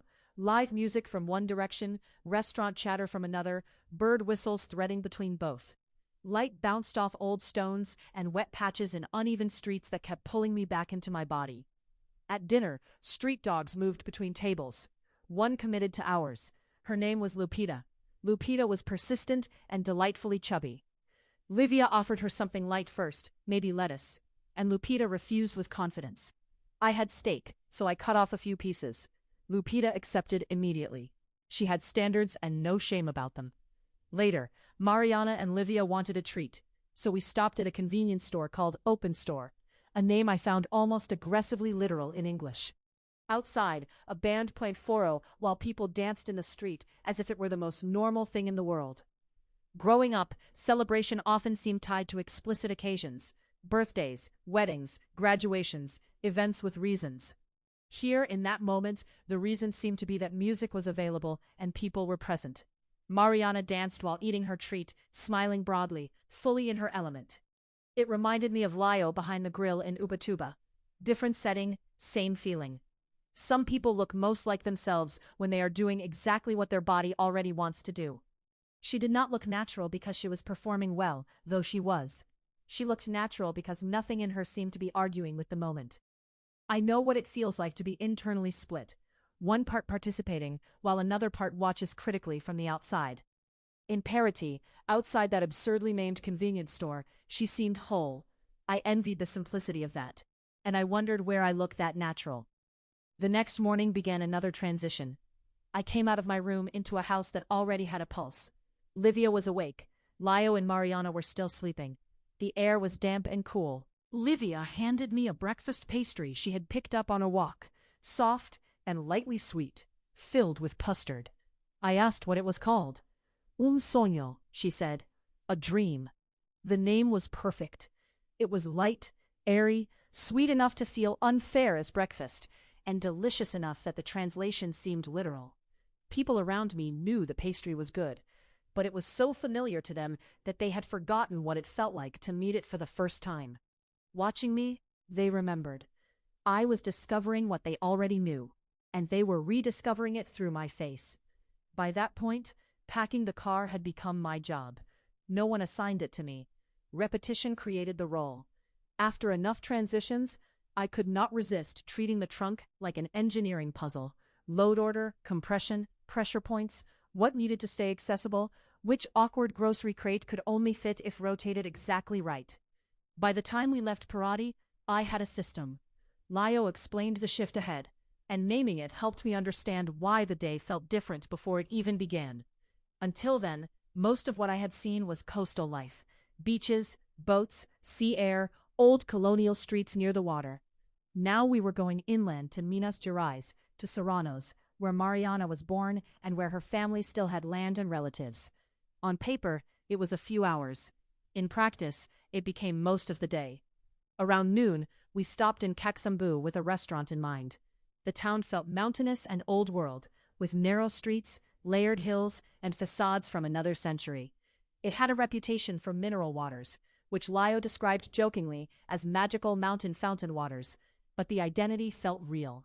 Places accumulate architecture around long-standing purposes. The recommended restaurant was closed, Tuesday. My first instinct was immediate. Pull out my phone, search reviews, solve the problem digitally. Mariana and Livia solved it differently. Two women were standing under an awning, smoking and staying dry. Mariana and Livia walked over and asked for recommendations.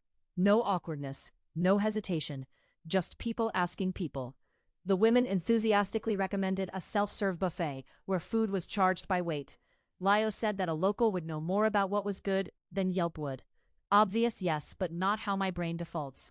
I often imagine myself as an inconvenience to strangers, but when someone asks me for directions at home, I am not offended. I may be brief if I am busy, but I am not insulted by being asked. The restaurant was exactly what I needed, and not what I would have found alone.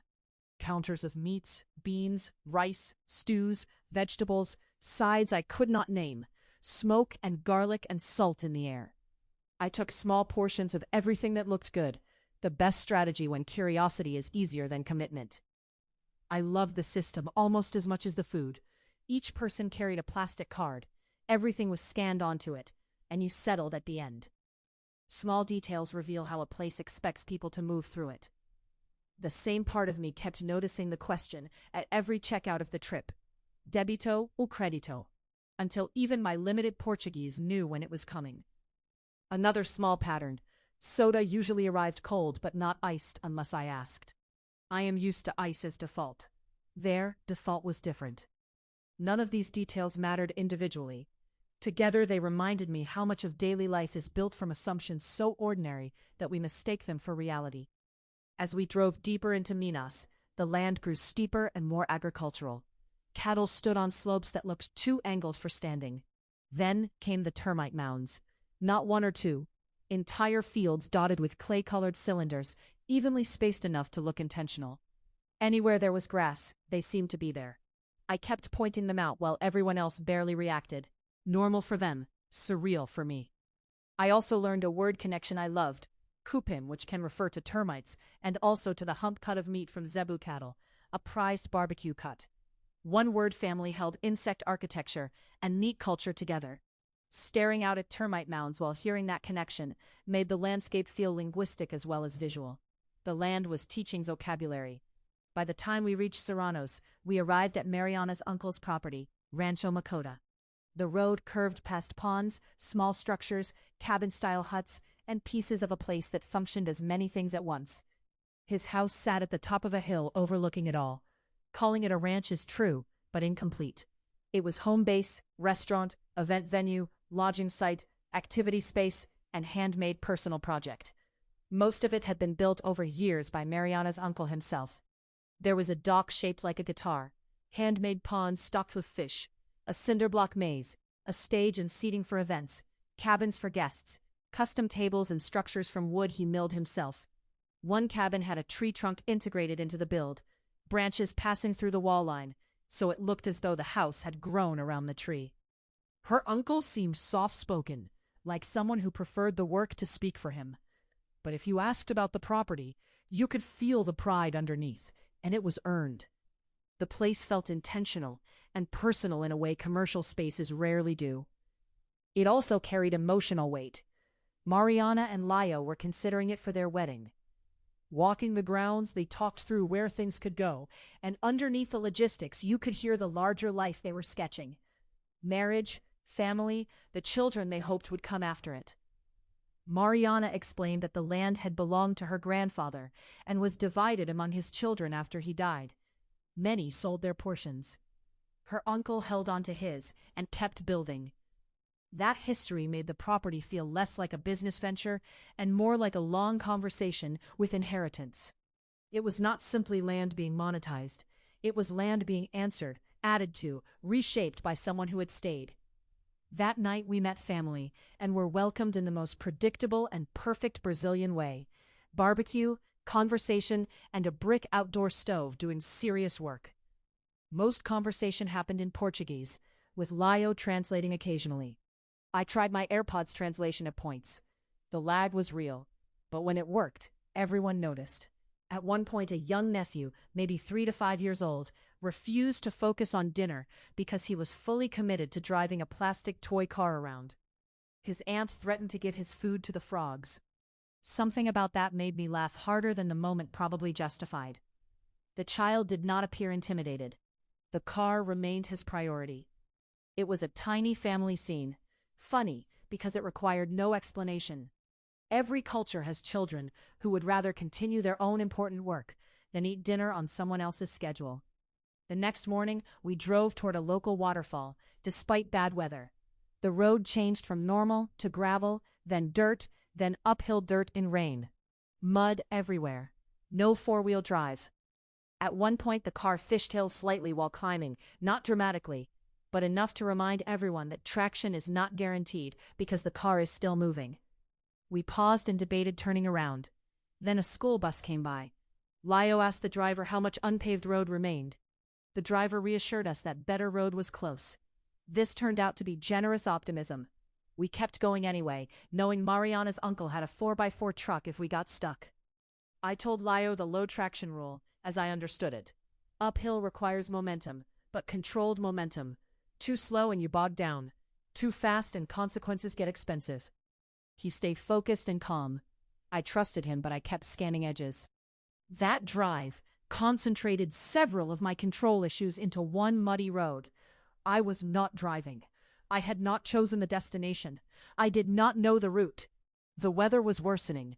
The tires did not inspire confidence, and the margin for error felt smaller than I preferred. In my normal life, I reduced that kind of uncertainty by taking charge or opting out. Here, neither response felt right. The task was to be alert without taking over, to offer useful information without mistaking anxiety for authority. In the back seat, Mariana and Livia chatted like we were on a city commute. Then I noticed they were not wearing seatbelts. I asked them to buckle up. The translated response was basically that there were no cops there. I said I was not worried about police. I was worried about gravity. Seatbelts went on. The waterfall restaurant looked like a house and was nearly empty. Rain hammered the roof. Mist touched the skin. On a clear day, the view likely stretched for miles. That day, clouds erased much of it. But the waterfall was visible, and because of the rain, it was raging. The conditions were not ideal. The beauty did not seem to care. After lunch, we found a mother dog with newborn puppies nearby, apparently born the day before. There were maybe 10 of them, different colors, clustered close to a mother who looked exhausted and trusting. We spent time with puppies in mountain fog, which was exactly as good as it sounds. The rest of the day moved through berry farms, family friends, gas station restaurants, and social visits that were not always what I would have chosen for myself. At one point, I asked Lio if I could take a break in the car. I slept for 20 minutes and reset. I spend much of my normal life alone. The accumulation of social exposure, limited control, and constant movement had finally caught up with me. The berry farm was interesting in that specific way agricultural places can be when someone explains the system from inside it. Blackberries, raspberries, strawberries, bees brought in for pollination. I knew abstractly that bees matter to agriculture, the way modern people know facts they have encountered online.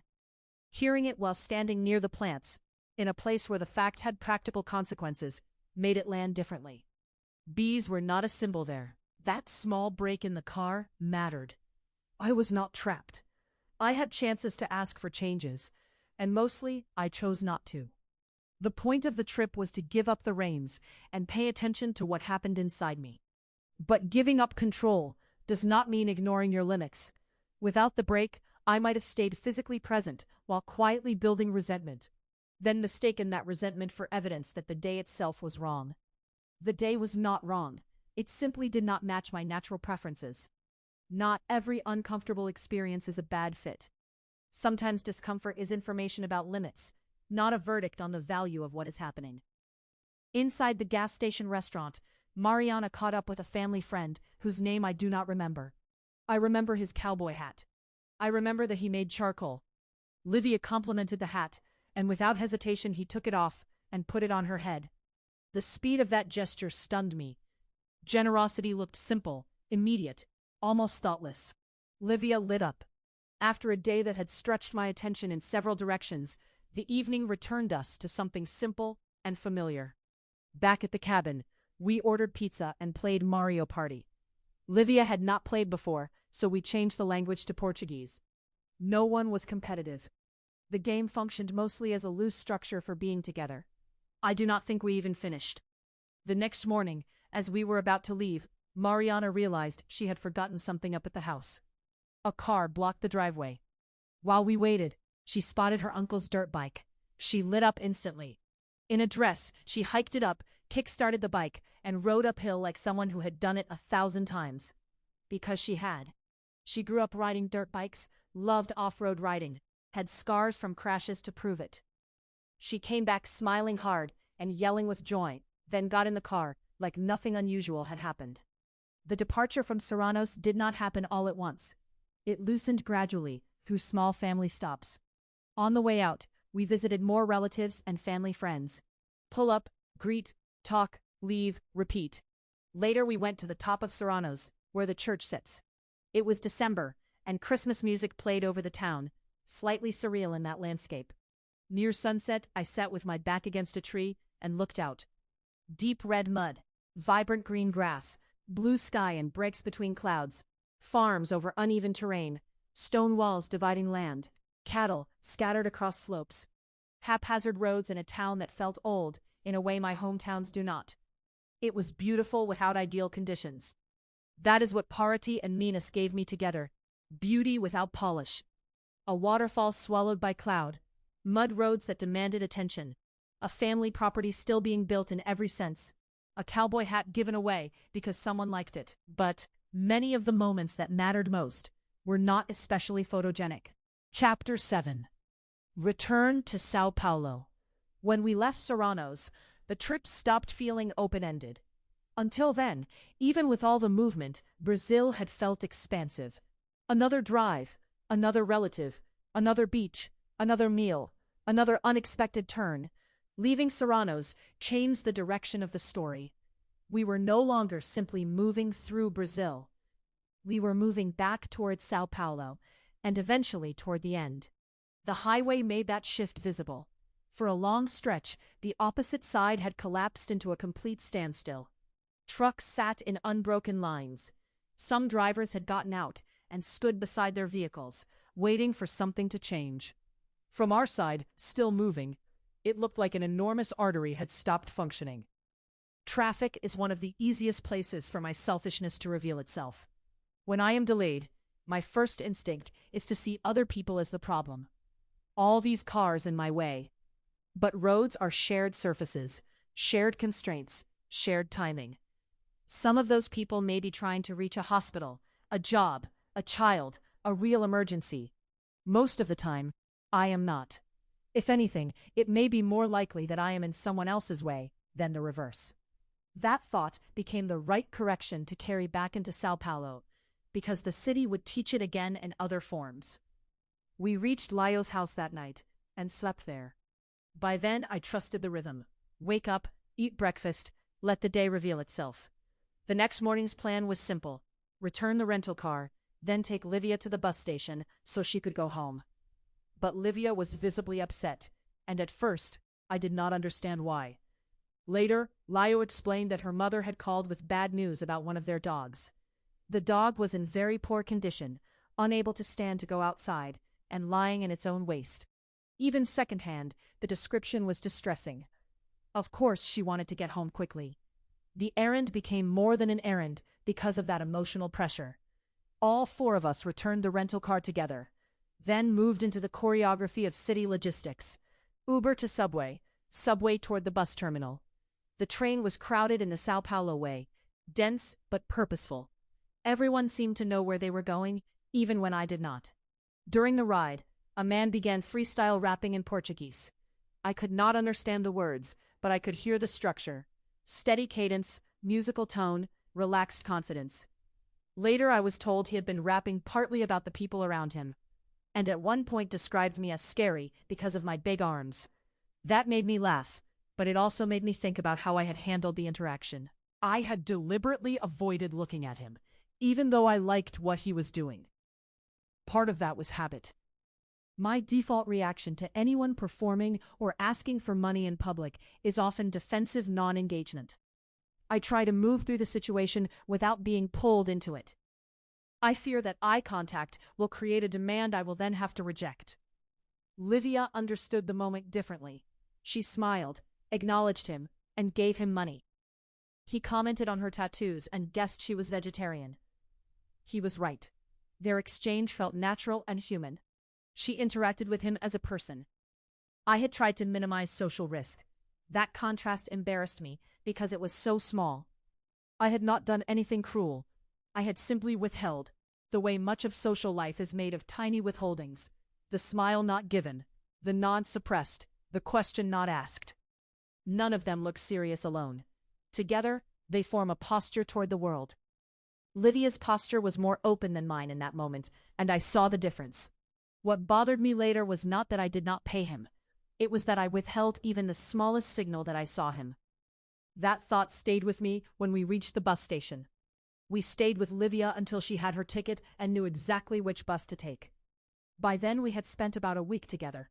Beaches, long drives, family land, translation lag, Mario Party, the intimacy that forms when people share an orbit long enough. I genuinely enjoyed her company. When it was time to say goodbye, I hugged her and kissed her on the cheek, the way good friends in Brazil often do. The gesture mattered more than it might sound. I was still thinking about the rapper and about how easily awkwardness can flatten real contact. I did not want that here. Even with limited Portuguese, I wanted her to feel clearly that I had enjoyed our time and was sad to see her go. That goodbye made visible something the whole trip had been teaching in smaller ways. One of Brazil's clearest lessons was that many people refuse to let language become a barrier to warmth. Tone carries meaning. Body language carries meaning. Context does work. Understanding is rarely perfect, but it is often enough. Brazil kept showing me a model I needed. Say the thing, gesture the thing, smile the thing, try.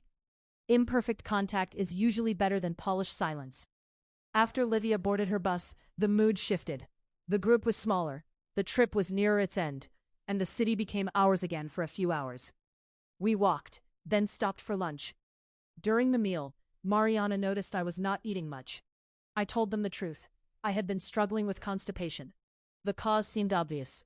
For days I had eaten lots of meat and rice, and not enough fiber. Nothing dramatic. From that moment, Mariana and Lyo shifted into care mode. Physical discomfort in someone else's home is strangely vulnerable, especially when the discomfort is unglamorous. They did not make it awkward. They treated it as a practical problem. Papaya, which had appeared all trip as ordinary breakfast fruit, suddenly became part of a treatment plan. Mariana made tea. They checked in directly but gently. It reminded me of being cared for by my mother when I was sick. Attentive, practical, unceremonious. The situation was embarrassing, yes, but also comforting. Part of me wanted to pretend I was fine, because needing care felt like an imposition. But bodies have a way of refusing our preferred narratives. The solution was not shame. It was fruit, water, time, and people who could laugh without making me feel ridiculous. Later that afternoon, we took the subway during rush hour, and Sao Paulo gave me one of its clearest demonstrations of chaos and order occupying the same space. One transfer looked almost like a stampede at first glance. A wave of people moved quickly up the stairs toward another platform.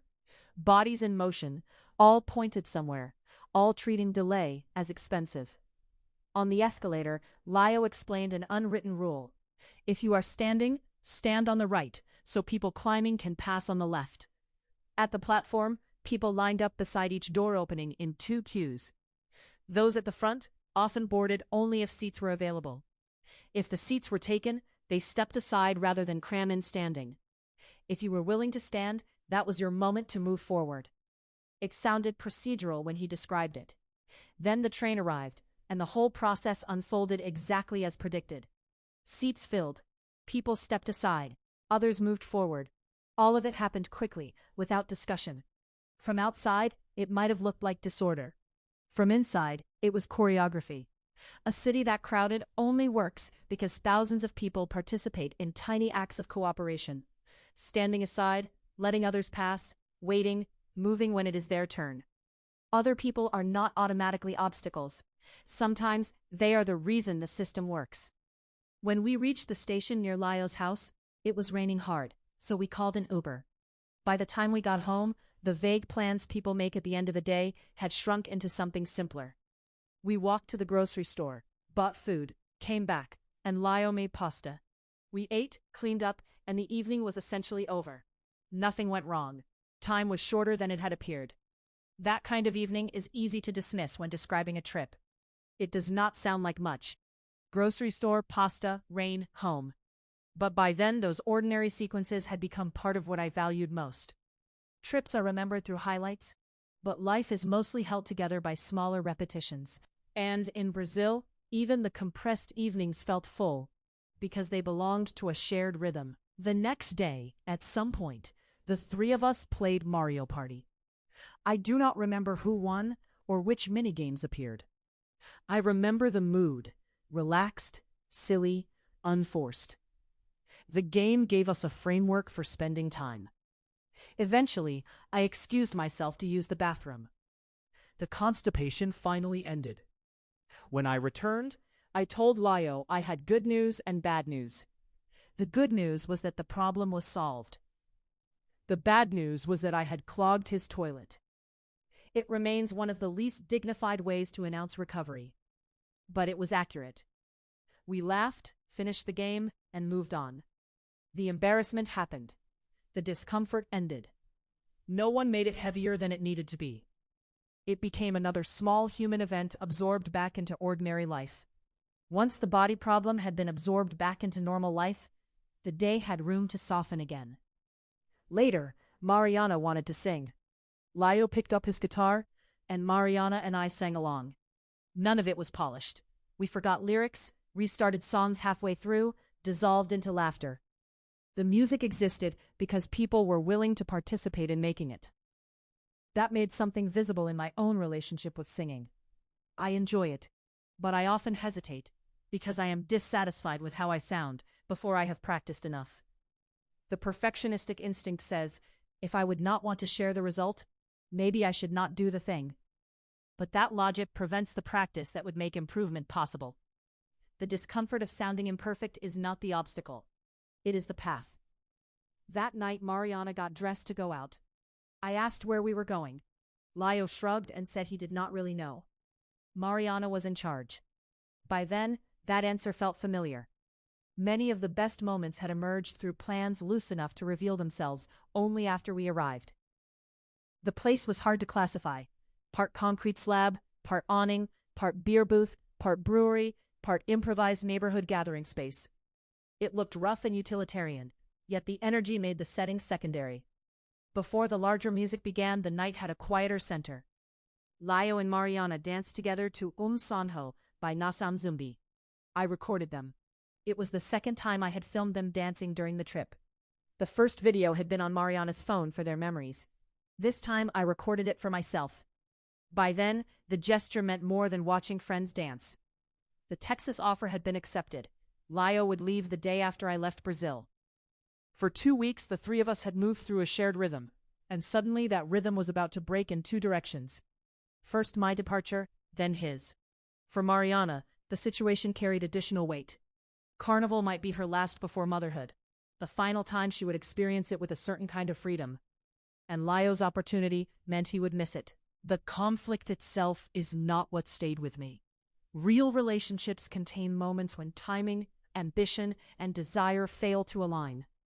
What mattered was how honestly they faced the misalignment. They were not pretending everything was effortless. They were 2 people whose lives sometimes pulled in different directions, and who continued choosing care inside that tension.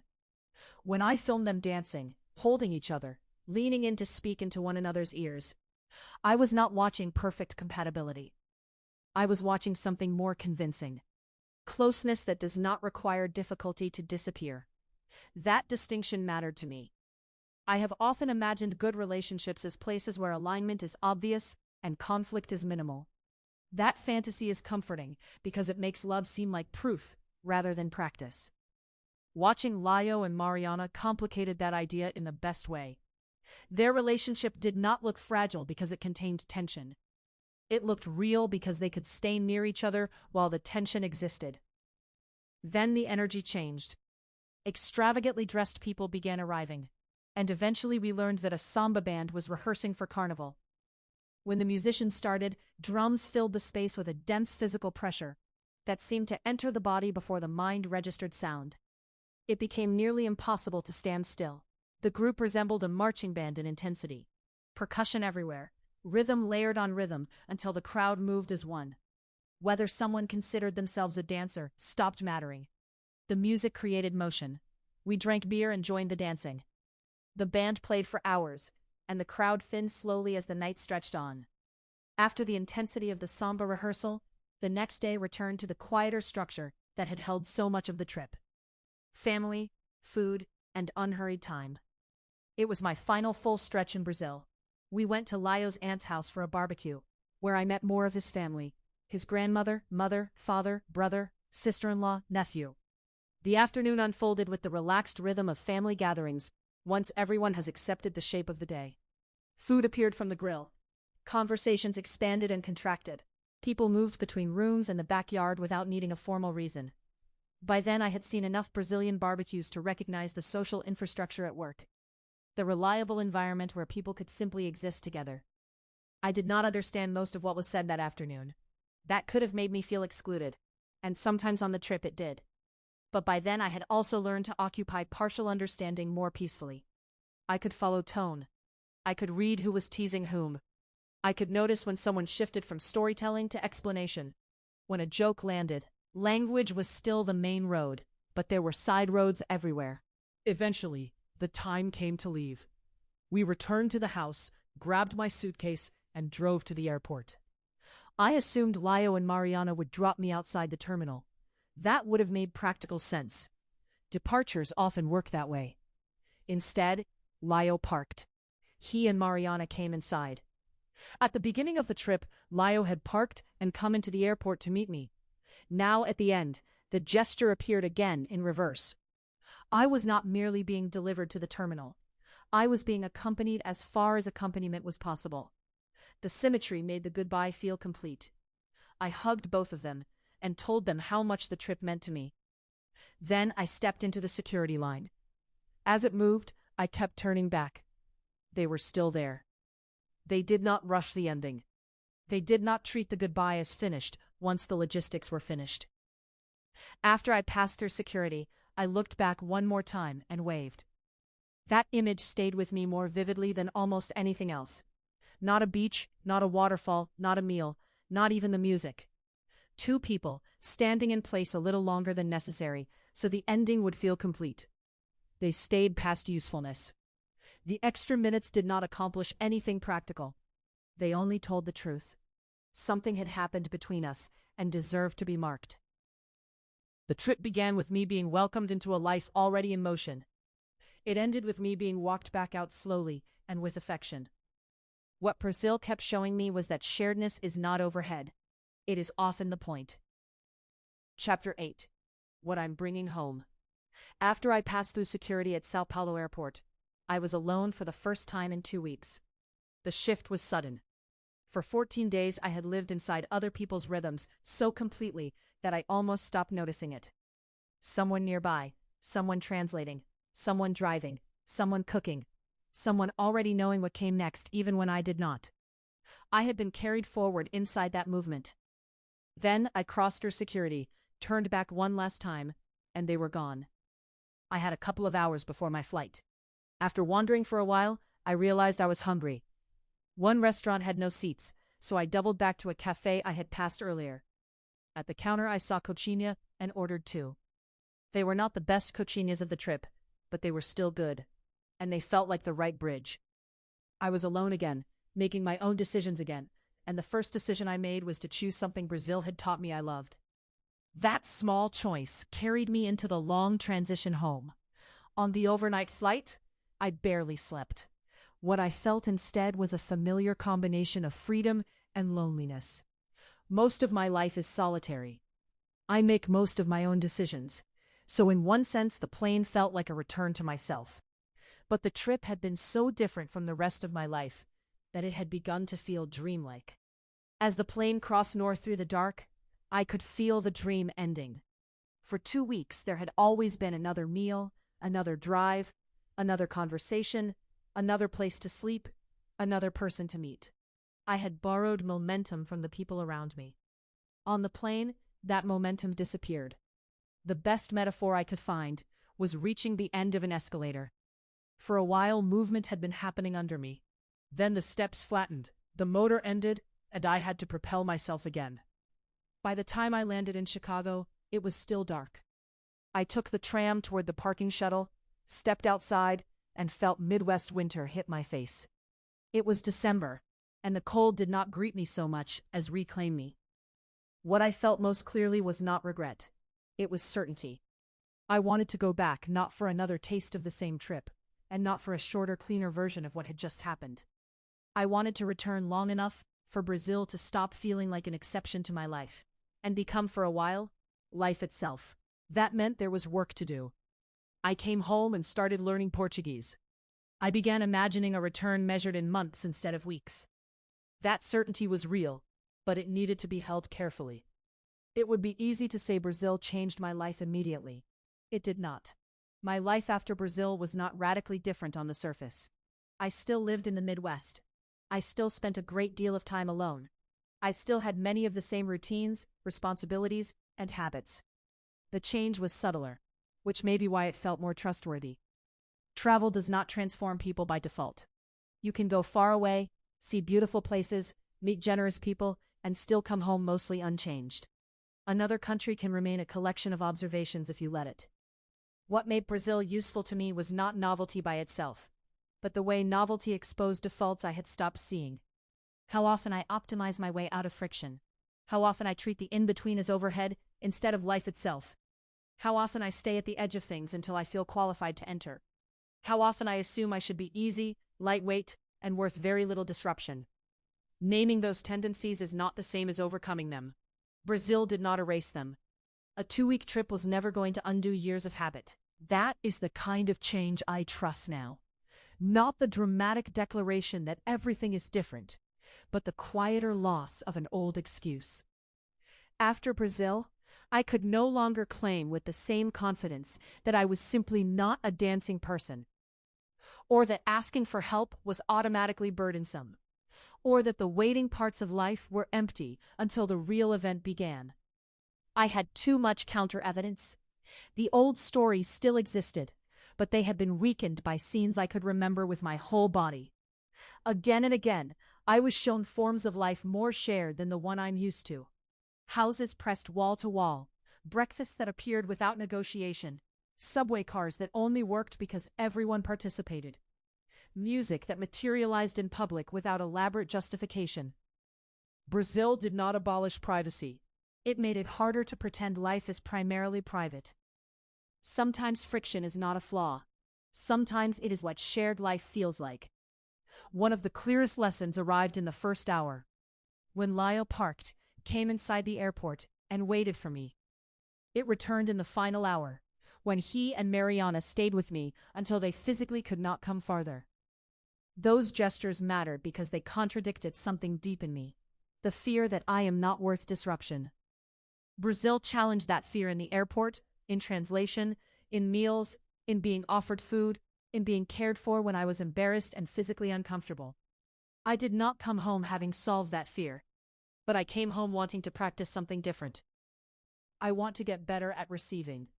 Friendship is not only what I offer, it is also what I allow. Brazil also pressed on my tendency to wait until I feel ready, ready to dance, ready to speak, ready to sing, ready to enter fully instead of cautiously. Again and again, the trip offered the same invitation. Participate before you feel polished. Dance badly first. Speak the little Portuguese you have. Smile at the musician. Ask the question. Receive the food. Sing while the song is still messy. One version of adulthood confuses dignity with staying dry, standing at the edge of the pool, and explaining why getting in is not really your thing. Brazil kept showing me that a great deal of life opens only after imperfect entry. Foro gave me a final way to understand that. The dance depends on a simple bass step, a shared rhythm, and freedom inside structure. That pattern appeared everywhere. The best parts of the trip were not random. They were held by rhythms. Breakfast, long drives, shared meals, repeated gatherings, music at night. Structure did not eliminate spontaneity. It made spontaneity possible. For years, I leaned towards structure in the service of work. What I am more interested in now is a different question. Brazil did not teach me how to become Brazilian. That was never the point. It reminded me that there are ways of living that feel more permeable, more shared, more embodied, more willing to let life in. It reminded me that meaning does not wait for ideal conditions, that contact matters more than polish, and that a life organized around remaining untouched is too small. It also reminded me to be careful with admiration. The point is not to flatten Brazil into a fantasy or turn my friends' lives into a lesson designed for me. Brazil is not an antidote to America. It is a country full of contradictions, difficulties, systems, histories, and people living ordinary lives. What I am describing is not Brazil as a whole. It is the Brazil I was allowed to encounter through Lio, Mariana, Livia, their friends, and their families. That distinction matters. Gratitude becomes shallow when it turns people into symbols. I want to remember the trip as contact with specific lives, not as proof of a convenient thesis. If someone asks me now how the trip was, I still cannot answer fully in a sentence. But I can answer more honestly than I could when I first returned. I would say Brazil reminded me of truths I had felt for a long time, but had not fully trusted, that I want more sharedness in my life. More participation, more warmth, more music, and more willingness to enter before I feel ready. The change was real, even if it was not dramatic. The biggest changes in my life rarely happen all at once. They happen more like steering a car. A slight correction in direction does not feel like much in the moment. But given enough distance, it takes you somewhere entirely different. That is how Brazil feels to me now. Not a reinvention, but a correction. A direction I want to keep following. Whether I get back soon is not the final test of what the trip meant. The real test is simpler and harder. Whether I can build a life here that remembers what I learned there, not by copying Brazil, not by idealizing it, by letting it continue to correct me. What I brought home was not only memory,